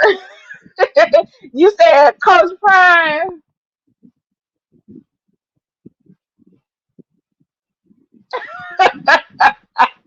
Shador want to go. Listen, when Shador and Coach Prime don't show up, child, it ain't worth it. It ain't worth it. You say Coach Prime said that both of his girls were going through some tough things in life. Let me see. Yes, right there, Miss Joanna. You said he waited until he had an audience to propose while Bucket feminine. Listen, that was so listen, if that wasn't no FNS, I don't know what it was. Y'all FNS. I don't know what it was, but it stood out to me as some janky, janky stuff. Okay. I told y'all I was gonna try not to cuss. It's still daylight outside. Yeah, that was some janky mess, honey. That who child. And then when the reveal happened, he didn't even hug Deandra. He was over there trying to get a moment in the camera, child. He didn't even hug Deandra. Deandra was sitting there waiting on him to embrace her, and he worried about what he looked like. Come on now. Peter, okay. Y'all got it going on in that chat. We're gonna get to that choosing right. We are. But it's listen, sometimes we have to fall and learn our lesson so we can know what to look forward to going forward. Honey, because I made some mistakes I will never make again. And I told people like this, I might make a mistake, but trust me, I won't do it twice. I'll make a mistake. I'll make an error, but trust me, I'm going to learn my lesson. I'll make a mistake, but it won't be that mistake. So that's why we're going to give her grace because nobody, and I mean nobody, has never met has come through this far, and I'm talking to this audience without choosing somebody that they were like, you had to jump off the train on that. I'm gonna have to jump out. I'm not going on this ride with you. So yeah. So we're gonna definitely give her grace. Deandra has grace over here.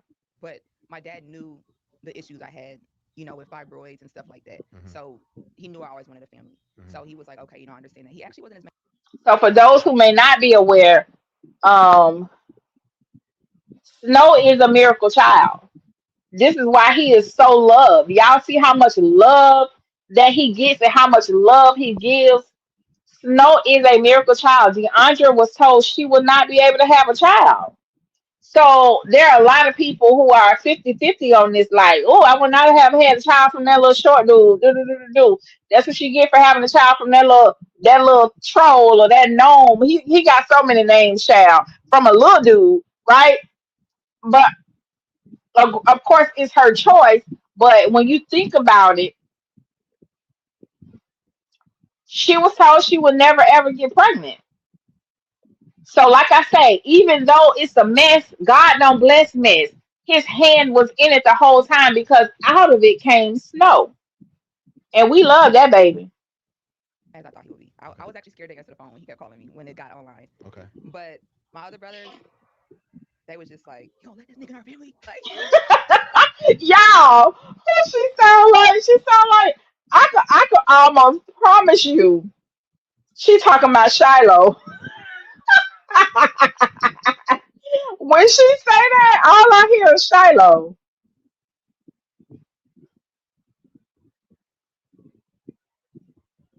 when it got online. Okay. But my other brothers, they was just like, yo, let this nigga in our family. Like, so that only because they're very protective of me. Like, I'm their sister. Like, I'm Mhm. the cool one. I'm the one that, Yeah. always like doing stuff. And then for me to just be going through so much what I did, they just really didn't like to see me like that. That's Mhm. all. Mhm. Yeah. Nobody wants to see their loved one, sister, brother, mom, dad, go through or experience hurt and definitely don't want to see them go through public humiliation like that. Nobody. And like I tell people all the time, you in a relationship or a marriage, you going through something, you might need to work that out. Because the moment you tell your cousin, your sister, your brother, your mama, your daddy, you gonna get together. You gonna stay with that person, but they will never forget how that person hurt you. You're going to move on in your relationship, but your family, they're going to always remember how that person hurt you and they will never see them the same or respect them in the same. At that point, they will be tolerated because you're with them.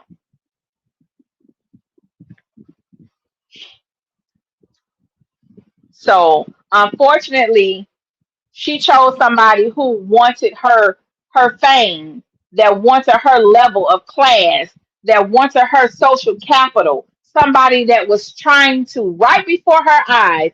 Y'all, I need y'all to go research and study what destiny swapping is. Somebody who wanted to swap her destiny for his own. And sometimes you can be with a person that will literally suck the life out of you, your energy, your beauty, your handsomeness, your intellect, your magnetizing, your magnetizing personality. Sometimes you can end up with a person and you get worse instead of getting better. That's why you need to be able to identify, is this person gonna make me better? Or realize that you can't sit into shit long and think it's gonna turn into sugar because it's never going to turn into sugar. Once you learn that it is SHIT, you need to go on and step up out of that mess because it's only going to get more and more funky and more messy. I hope y'all heard me. If it don't make you better, you need to move go on, because it's not going to get better.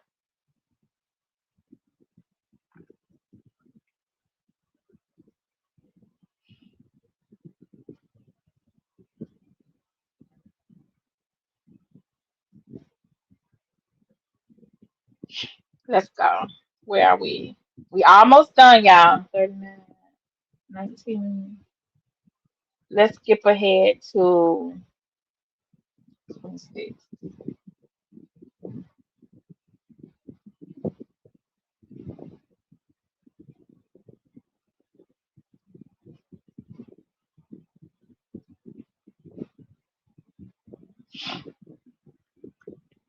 I'm not Ooh, dating right now. I'm just chilling. Like, what are you on? a strict program over here. Real strict. Okay. Especially now that When you go through something, yes, the program does get strict. That's little Mama G, Mama Gray. That's exactly what it was. Yes, yes. Detroit Gemini, W Detroit in the chat. Listen. I have a child, it's like everything has to be intentional. Mm. If I, before kid, you just want to go out, you have a bunch of friends. So right now she's talking about how she's moving forward in as in her single life, if she's considering dating or not. So I from when she said this, I knew she had learned her lesson. So let's get into it. I'm not Ooh, dating right now. I'm just chilling. Like, what are you on? a strict program over here. Real strict. Okay. Especially now that I have a child, it's like everything has to be intentional. Mm. If I, before kid, you just want to go out, you have a bunch of friends, you could just call up. Now it's like if I don't see us maybe going on multiple dates, like if I don't feel anything, Yeah. Let it go. I'm not doing it because it's like I'm not. You could not call me back for a few days, letting it Mm. go Mm. because it's like I'm just not all the red flags. They're cut off from the beginning. Okay, Okay. I'm not. Yeah. I'm not going to Six Flags no more. We And that's how it is, unfortunately. Um Her child is her, from what I heard, what I understood is Snow is her only priority. Snow comes first, second, and last, and everything in between. And in terms of entertaining somebody in dating, it has to be worth her time, basically. And I respect her for that. I appreciate her for sharing that and learning that about herself. Because for me, in an industry that I work it in the let's say in the social service aspect that I serve, I see so much scary stuff. One, I see households of women that the woman has a new boyfriend every 2 or 3 months. Not only does she have a new boyfriend every 2 or 3 months, but that man has access to her children, knows where she lives, sleeps in her house. That is so scary to me. It's so dangerous. Like, I want young women to know that you can have a private life. It's okay for you. If you choose to date, then fine, do that.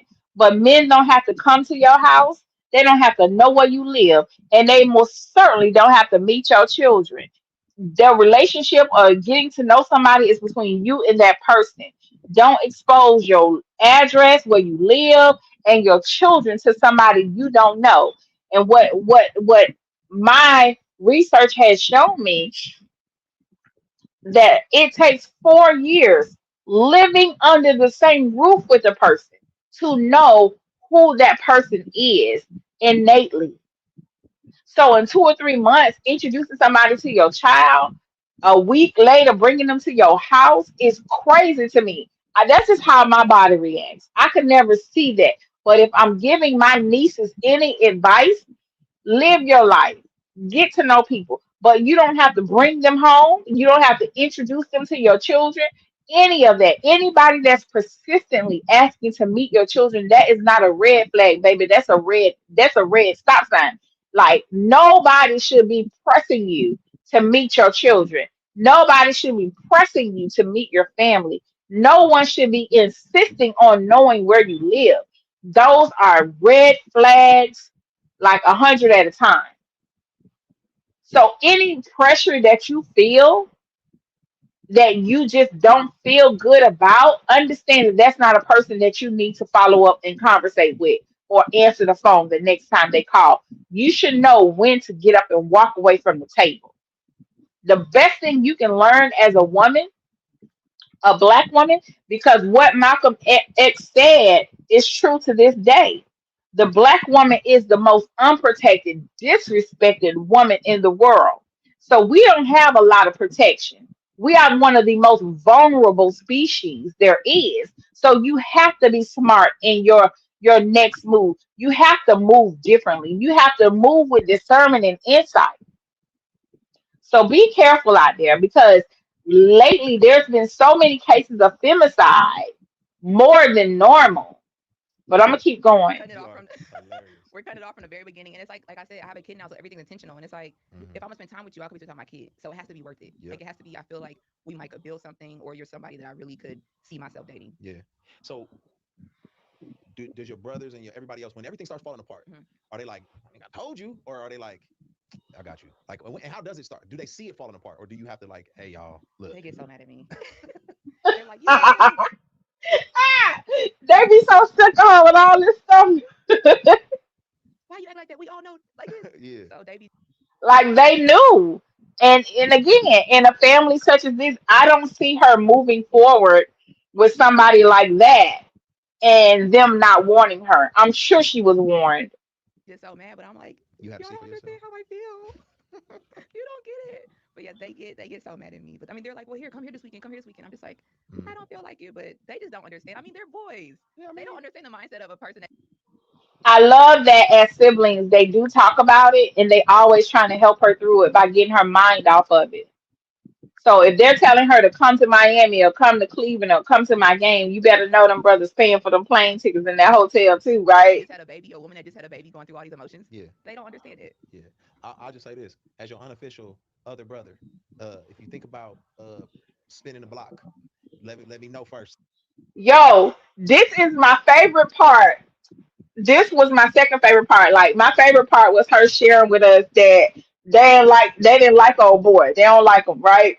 But this right here, when Lecrae stood up and offered her himself to stand in the gap as her brother, my heart just felt like, oh my God, because this is the type of brother that I think that black men should be to us. Like, if y'all don't know how to support us, I want you all to look at what he's doing with Deiondra and understand that more than anything, we need a man that's analytical, rational, that holds us accountable, but will tell us the truth in love. And this is what he's doing. I love this demonstration of a brother that he is demonstrating to her and being to her in this moment as he begins to speak life in her, as he begins to put a good word on her, as he begins to show his support to her as his sister and as her big brother. This is what was one of my favorite parts of this interview. Let's get back into it. Okay, you come holler. Okay. So basically, he told her if she feels like she want to spin the block, she need to come back and talk to him. So I need for us to understand what he just said. He if y'all haven't figured it out by now, he don't like that. He don't like little dude. He don't like little dude. He don't like what little dude did to her. He don't like little dude for her. He doesn't like how little dude acts. Okay? So as her brother, he's saying, before you do that, if you think you're gonna spin the block and think you're gonna go and have a relationship with little dude, come back and talk to your big brother. That's the way I understood it. We got some investigation to do, Okay. some interrogation. So basically he's saying he needs to talk to little dude and he need to call some people who know some people to check and see what little dude been up to. To do. You I know what I'm got you. saying? We looking out for you. You got unofficial Yeah, over here. You know what I I mean? appreciate that. Unofficial. I really do appreciate that. Like more than you know, I really do appreciate it. Nah, listen. No, well, I got two sisters, and man, they've been through the ups and the downs, and Mhm. the babies from the people that they wish they would have made better decisions, and but then they let me in on the next round, Okay. and it worked out. I think next time around, I definitely will probably listen to my family Come and my on, man. unofficial brothers. That's right. I'll let y'all do the vetting first That's it. because if I just would have listened, Yeah. then yeah. I love that for Deandra. I love that she has a village. And, ooh, child. I like this for her. Deandra gonna be all right, y'all. Okay, we're just saying, So now, it got public. Y'all got online. Y'all start and a whole nine. Do you wish you would have fell back, or do you feel like, well, it just I was that's where I was at? I mean, of course, now I wish I would have fell back, but let me just say, Here go my niece. Go ahead and tell them how it really is, niece, because the people in the comments over there on Instagram, everywhere else, they have selective memory. And I tell people all the time, Deandra didn't do nothing. She responded to what was done to her. Okay, let's go. because this bothers me. Okay, set the record People straight. think I just start stuff. I have always responded to something Mm. that started with me. I'm never Always responded to stuff. just to go out and just post something. I've always responded because it's like, this is how I got to take up for myself. Like, Mm-hmm. no one else is taking up for me. This is how I have to. When she said no one else is taking up for her, y'all, I need y'all to read between the lines. If you have, as women, you have a baby from somebody and you know you're the primary caregiver and you are hoping that the man that you have a baby from is going to step in and get his people together. So when she says no one else is saying anything, in my opinion, from my perspective and what I have observed, Lil Dude ain't never stood in the gap for Deandra to defend her, to protect her, to back people up off of her. Not from my observation, he hasn't. Do it. Mm-hmm. So that's the reason why I did it. Do I wish I would have did it differently? Of course. Like, no one wants to go back and have their child when it's no good of age see stuff online that their mom and dad said. Like, now I think about that. You know Yeah. what I'm saying? So So this is why I don't talk about her that much because I'm trying to be respectful. Just like what she just said, she said when Snow gets of age, he has to get online and see all this stuff. So if y'all wondering why I don't address everything that happens with her, that's why. Because for me, I'm trying to be mindful of what I'm saying about Snow's parents, even though y'all know I can care less about little dude. But when it comes to Snow, I don't want him growing up seeing a whole bunch of mess when it comes. And I'll say this to Lil Dude. He knew by attaching himself to Deandra would give him a certain amount of grace. That Deandra made him look better. That Deandra being attached to the Sanders family would kind of open doors or give a crack and a glimpse into a civil society. He knew that. He benefits from being attached to Deandra more than Deandra benefits from being attached to him. He knew that. of course I wish I would have did things Because if he'd have messed around and had a baby with one of them other little girls, his life would be pure hell right now. differently. But at that time, I was probably 90% postpartum mind. Okay. Okay. And Yeah. that little voice in your head. No, I get it. Sometimes and it's kind of like Yeah, it's just I just couldn't control it. yeah, and then you growing in public. That's the hard Yeah. part. You going through your stuff in public, and it's like everybody. Oh, I've been there, so I get it. Going through and growing in public. Um, what do you feel like? Because I know after you was going through everything, I remember you hit me up. He's like, I'm coming out to the event in Dallas.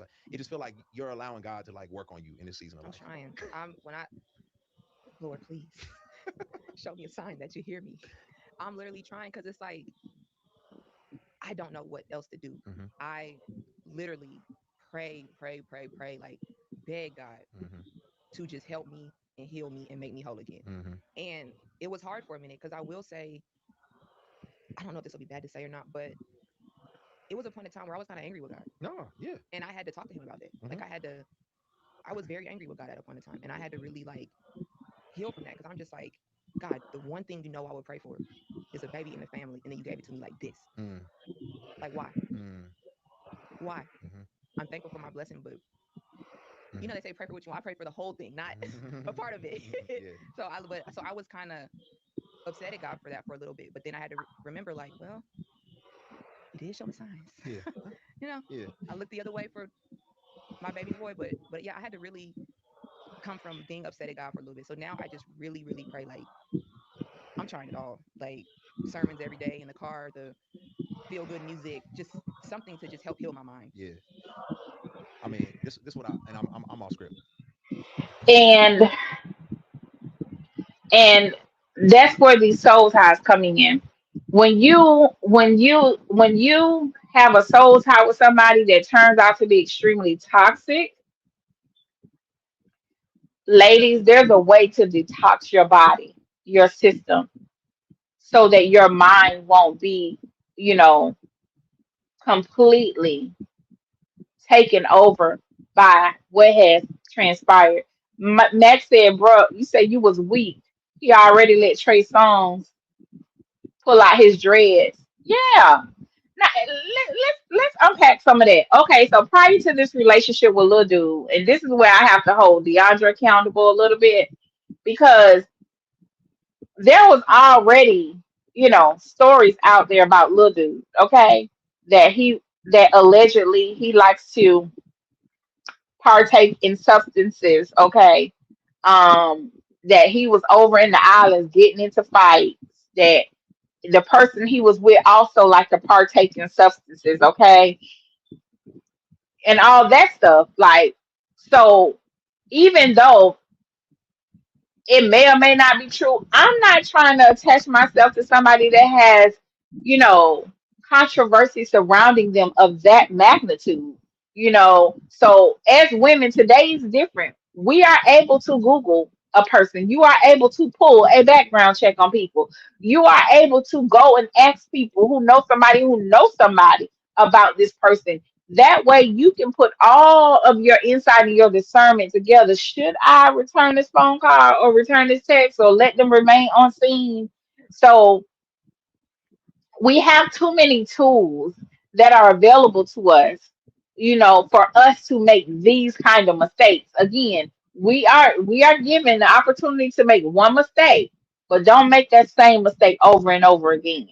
But I just feel like I need to say this because man, um, I do look at you like my sister for real, and it's because you're so real and so authentic, and you don't hold nothing back, and it's just like even when you showed up to the event in Dallas, it was just like I saw a vulnerable young woman who was like, man, Trying. I'm out here, like I'm trying, and I think that's where a lot of people are. You know what I mean? But they don't have the courage to admit that and say, look, I don't know what'll help. You know what I mean?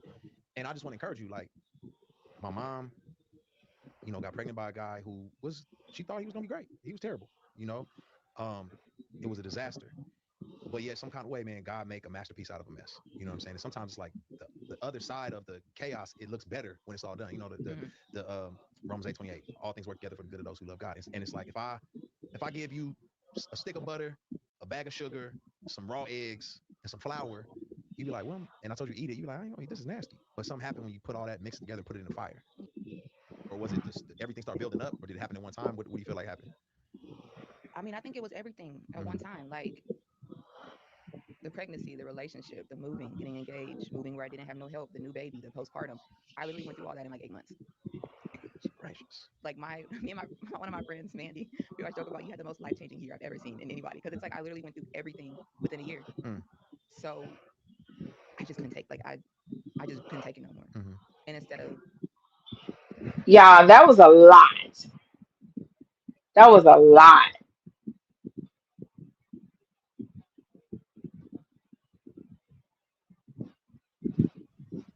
handling it the proper way, I only knew what to do was like I won't say lash out, but like get it off my chest. Mm-hmm. And I may have done that the wrong way, Yeah. but the only way was that I knew at that time was okay.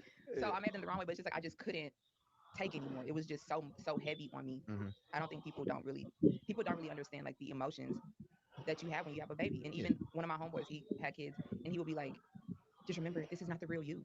Like this is not real. Mm. Like you're feeling everything 100. I'm like, well, what do I do? Mm-hmm. Because Mm-hmm. Mm-hmm. I'm on 100 right now. Like, Yeah. how do I get back down to 10? He 10. was like, you just gotta keep trying to just know that this is not really you. But Yeah. it was just hard. Yeah. So how are you today Today, compared to where you were? oh, I'm a lot better. I definitely feel like I have more better days Mm-hmm. than bad days. Like back then, I had way more bad days, and just I won't even say bad days. I'll just say mentally hard days. Mm-hmm. Um, even though I do feel like soon as I start to get better, it's like something happens and then I take a few steps back. So I feel like I'm definitely still battling with a few things mentally Mm-hmm. that I've been praying about and getting help with. But I just know that it's better than last year. Yeah. So I just know that, okay, if I feel like this is better than last year, I'm not fully there, Mm-hmm. but I know I'm going in the right direction. Yeah. Cake still in the oven. Yeah. Just keep making it.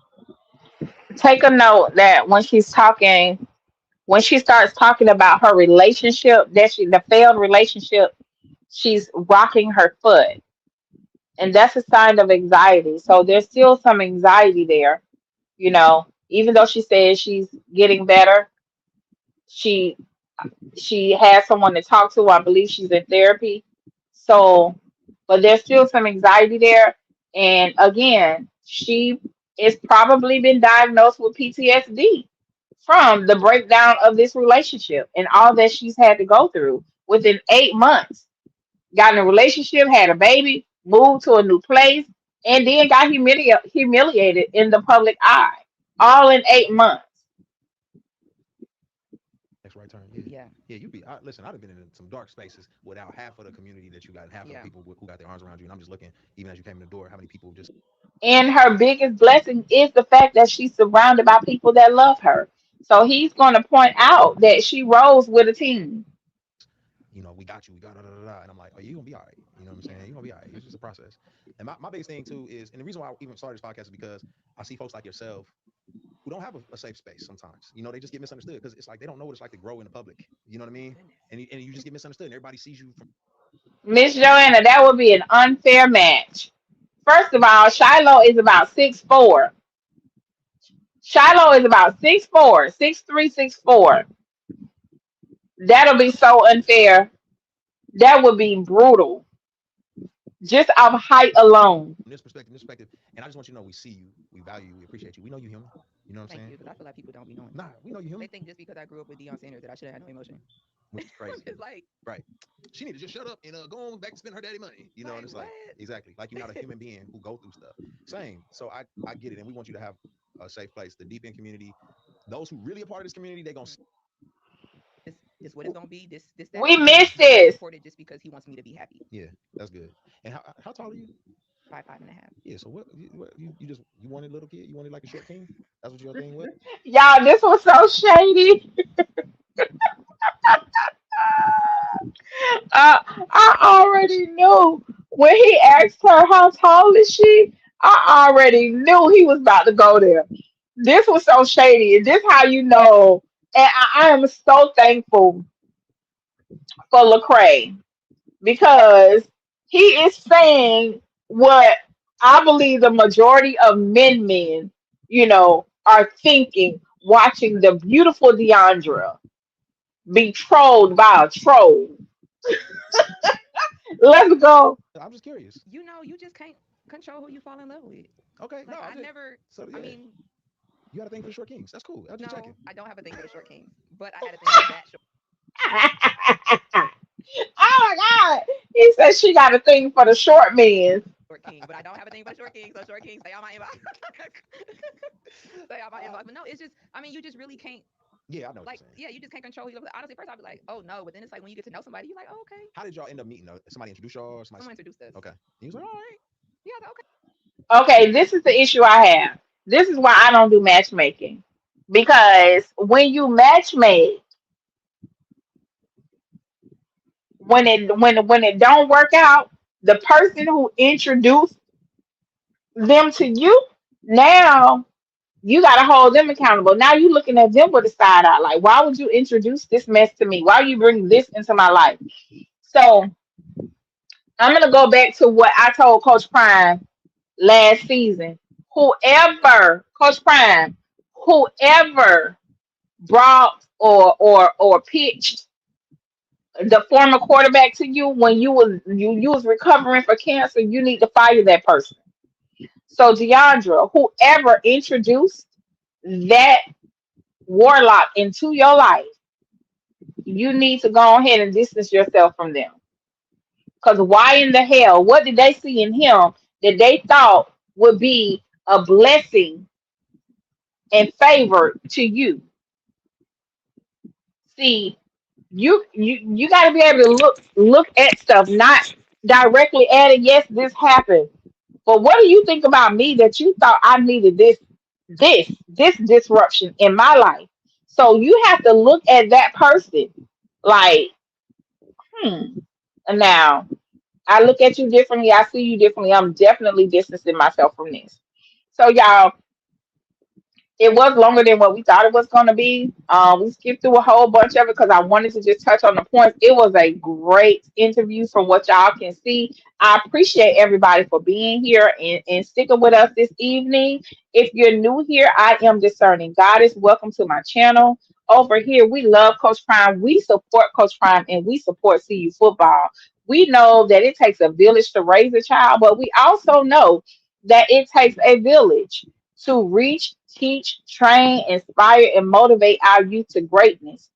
And we enjoy advocating for our young people. Over here, we are internet aunties, internet uncles, and internet cousins. And we enjoy advocating for our young people. If you're new here, go ahead and like this video. If this community sounds like something you would love to be a part of, go ahead and subscribe. My schedule has gotten a little bit more consistent, so I will be back live consistently. I had to work out some things, but I'm back now. One of the things I enjoy talking about over here is the family dynamic. I think that's where I thrive most. And to the ladies, if you are a woman that would appreciate a community just with women, we have a Discord that empowers you, that inspires you, that motivates you. We even help each other find work from home jobs because there's no place like a woman that works from home. You get to stay at home, work on yourself, do your job and keep your mind intact, and you ain't got to worry about going outside of your home base and be entertained by people on the whole workforce. So we support each other all kind of ways over there. So if it sounds like something you need, a community of sisters that look out for you, that encourage you, that find the link in the chat. Is just for women only. I do vet each person that comes on the server. Me too, Mac. I know who introduced. I do support each person. I do reach out to each person that comes on the server. So if you do come on the server, I am going to send you a message and please respond. If not, I will have to kick you off the server.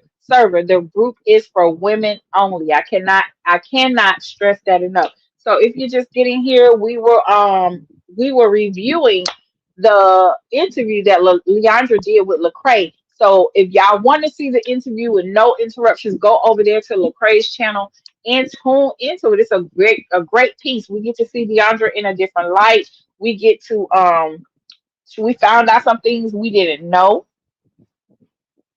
about her. And we all got walked away feeling good and insightful. You got to notice her growth. Deandra did a great interview. Her responses were on point.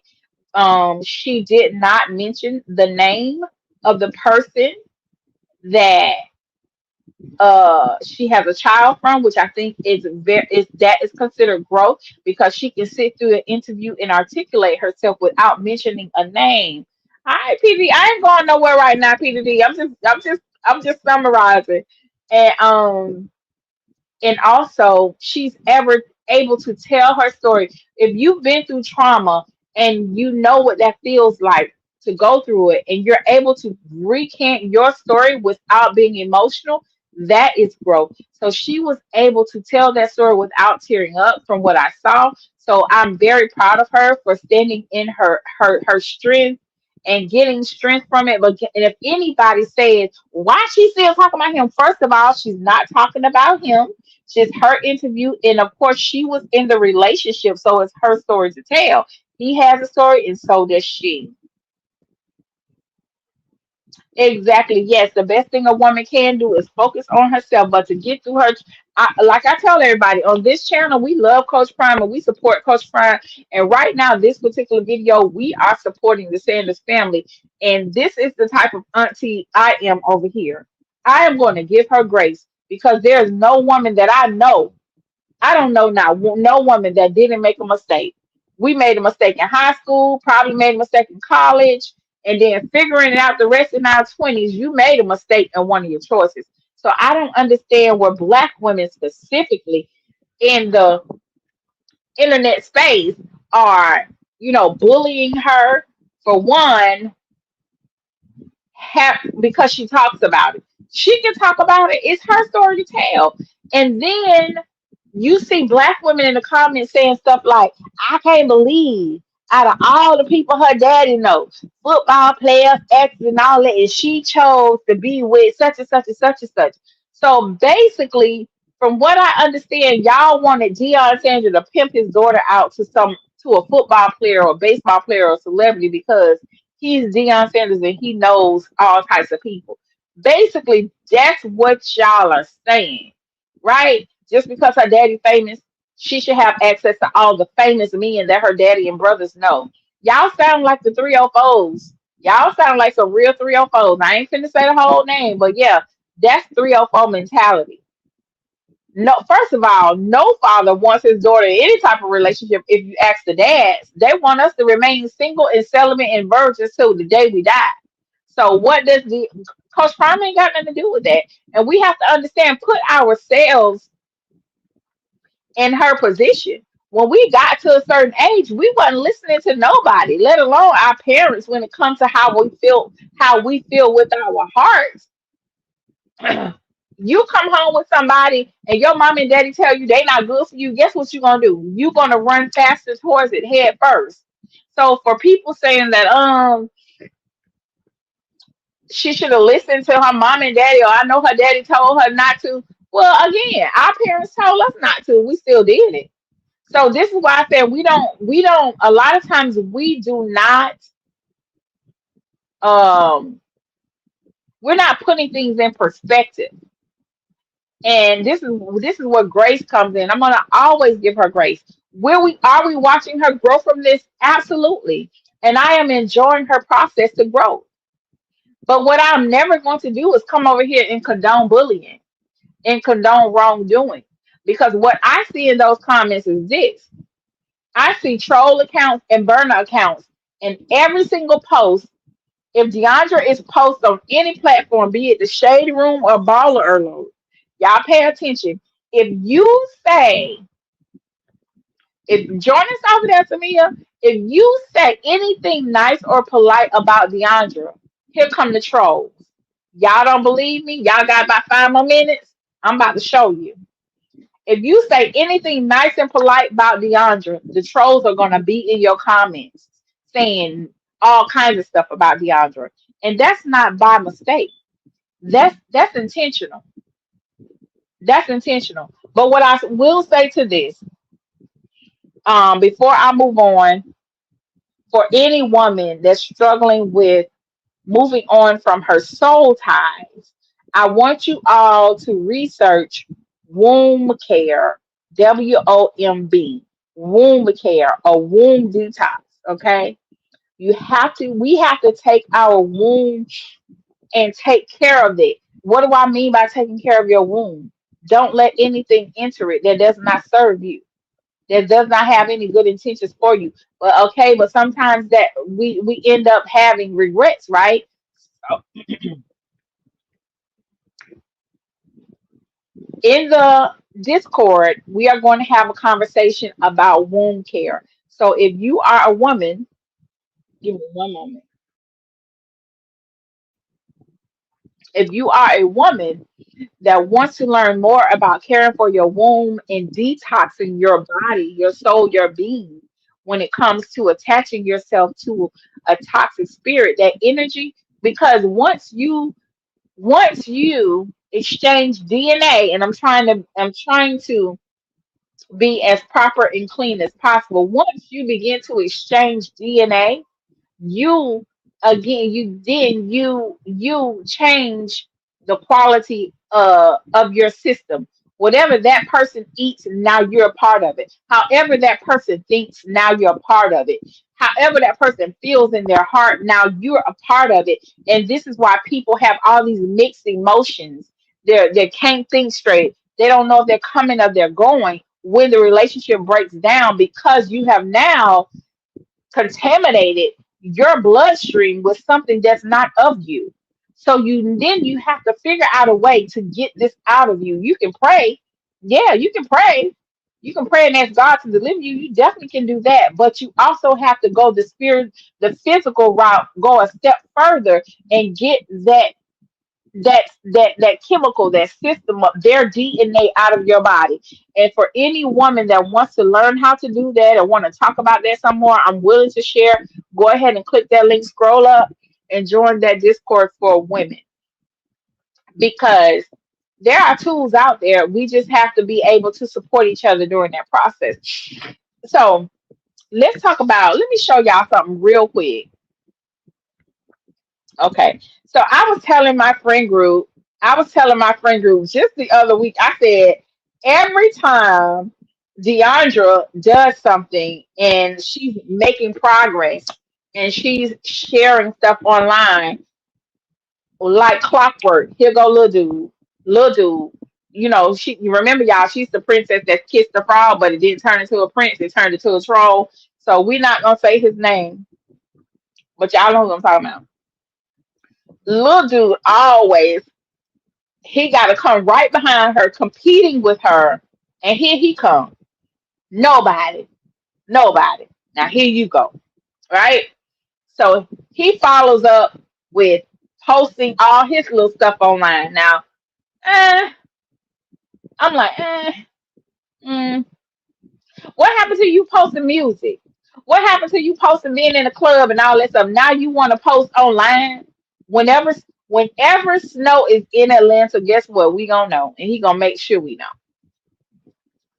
There go little dude. There go Snow hanging out with. I'm gonna turn the music off because music is playing. Hanging out with little dude. In the words of Lecrae, you like short dudes. Snow and his dad about the same height, by the way. So according to this, they were in Miami. According to this. So let's go in these comments for a second, y'all. So, like I was telling some friends, I was like, every time she does something, here he come right behind her, attaching himself to her moment. Deandra can't have a moment without them attaching themselves. So it says, I knew he was going to show up for some attention. Every time Deandra is in the light, he crawls out like a little roach every time. So yeah, you have people in the comments that support Deandra, and you have people that don't. So I just want to show you if you are online and you see people that say negative things about her, the first thing I do is I click on the account. And you can tell by the name, these are some basset hounds from Decatur. Because I don't call women the B word, I had to come up with another term for the B word. So I call them basset hounds from Decatur, which they call their own self the B word by this handle. You can see it right here. Bad bees. So these are some basset hounds. So when you click on this account, the account has, it's private, of course, but they're following everybody that they want to follow to keep up with Deandra, right? All the blogs, all the famous people, all of that. But the account is private. 8 posts, 10 followers, right? But they are following more followers, people than are following them, which tells me this is a burner account, you guys. My biggest issue and why I don't like Lil Dude or his family and anybody from his camp is because this is what they do. They have burner accounts, and I mean a lot of them, and it's cowardly. You feel a way about somebody. I'm sure you have told her how you feel, and she knows. But it's not enough for y'all, for this woman to go on and live her life, but y'all want to come online and say all kinds of things about her because y'all are jealous. So this is one of the burner accounts. So this burner account says Deandra is not getting any light. My goodness, what Deandra did to you? Talking about people are talking negatively about her bitter self. Deandra does not strike me as bitter. And guess what? I have a good judgment when it comes to identifying a bitter person. And Deandra does not strike me as being bitter at all. But okay, troll account, burner account. And so somebody he posted his son several times this week. He has him for his summer visit. This sounds like somebody that knows Jacquees. This is why I say this is their burner account. Because why are you online and defending somebody you don't know? You're saying stuff that only people who know him would know. Okay? Hold on. The shade room only posted it now to be messy. You're bad. You are just a bitter and miserable as Deandra.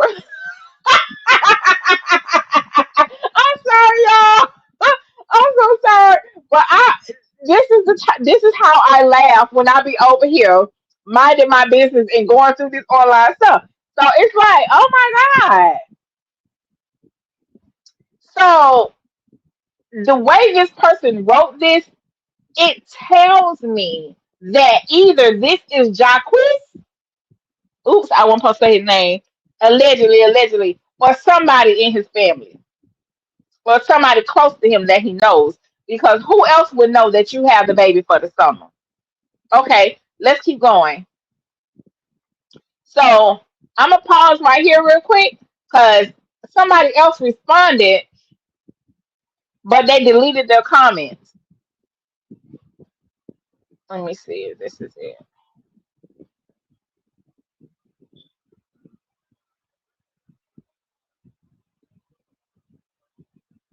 It's not that one.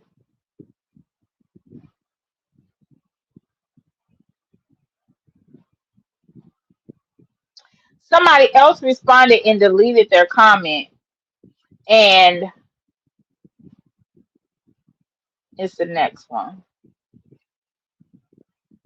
And I just wanted to show y'all how these people behave, how they attack Deandra, how they move online. It's just nasty. It's disgusting that a man who has a child from a woman lets his family and other people talk about her like this. So I had to. Good thing when I responded, I also screenshotted because people tend to say things and then delete or block people from coming back. So this person deleted their comment. So what they said, and this was it, and I'm so glad this was from the YMCM Be Rich gang. So Young Money, Cash Money Brothers. Lil Wayne, come to the front. So from the Young Money, Cash Money Brothers gang, somebody from that account, they responded, he's always with his son, you bum AB. Now, I don't recall that initial comment saying that Jacquees was never with his son. But this is what they do online behind troll accounts. So, of course, if you want to call a woman out her name, I got your number. I got your number. So, as I clicked on the account, y'all, and it was this account, I said, oh, shucks. This is the Young Money account. Lil Wayne, come here. Let me talk to you for a second. So you got dudes or whoever is operating this account, they are on the internet windmilling in the comments, calling women bees.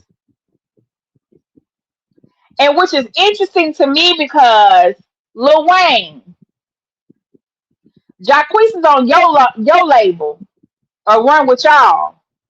And knowing that you have a close relationship with Coach Prime, because you be at the ranch, he talk to you all the time. Why would you not, if Jacquees won't open his mouth and speak up for Deiondra with the relationship that you have with Coach Prime, why don't you get involved? See, let me tell y'all something that I don't play about. I don't play about harming children, and I don't play about men that disrespect women. And I'm not gonna let none disrespect me. Okay? And so watching Deiondra be disrespected online, it is hurtful to many people because no woman deserves it. Deiondra don't deserve it. In my opinion, she was targeted. She was sought out from somebody who was not on her level at all. All he can pull was wannabe famous R&B chicks and that's the house from Decatur. Deiondra helped him look good, okay? So, Lil Wayne, you have somebody on your label that does nothing but bring a dark cloud over the daughter of the man that you say you admire and look up to. What you gonna do about it? What you gonna do about it? Because the way I see it, silence is complicit.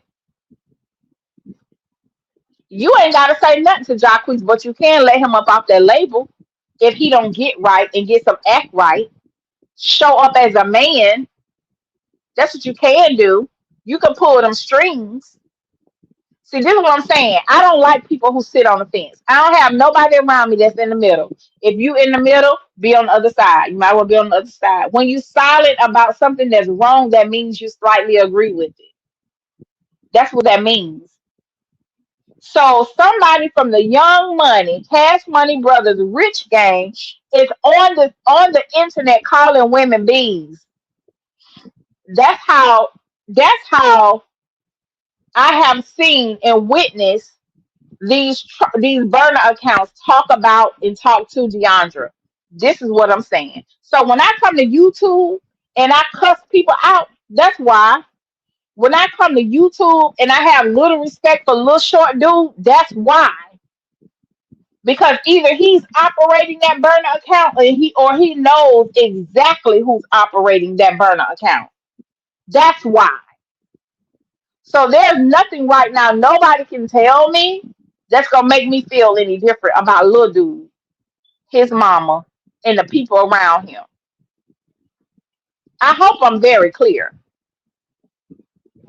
Because if y'all can go around the internet and try to disparage this young lady's character, assassinate her character, tell lies and slander her, I can come on YouTube and cuss y'all ass out. Show can and show will. I'm the cussing auntie, and I don't feel no ways about it.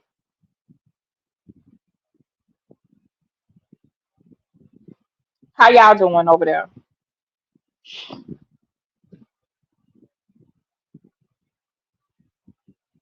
So, and it went on. Go over there. It's a post over on the shade room, and it's one on the baller alert. I think it is. So yeah, the comments is gonna be commenting, but again, that's all the time I'ma spend on Lil Dude and his followers, the Basset Hounds of Decatur. That's all I'm spending here. But this has been a good show. I think I appreciate y'all for hanging out with me.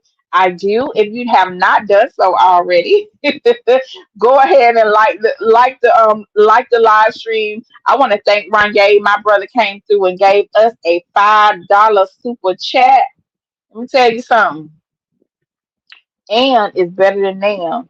So listen, I appreciate your support and I appreciate y'all for the time that y'all spent with me today. I do not take it for granted. Before I leave, I do want to say, um, don't forget to, and for the ladies, I'll drop the link one more time to the Discord for women only.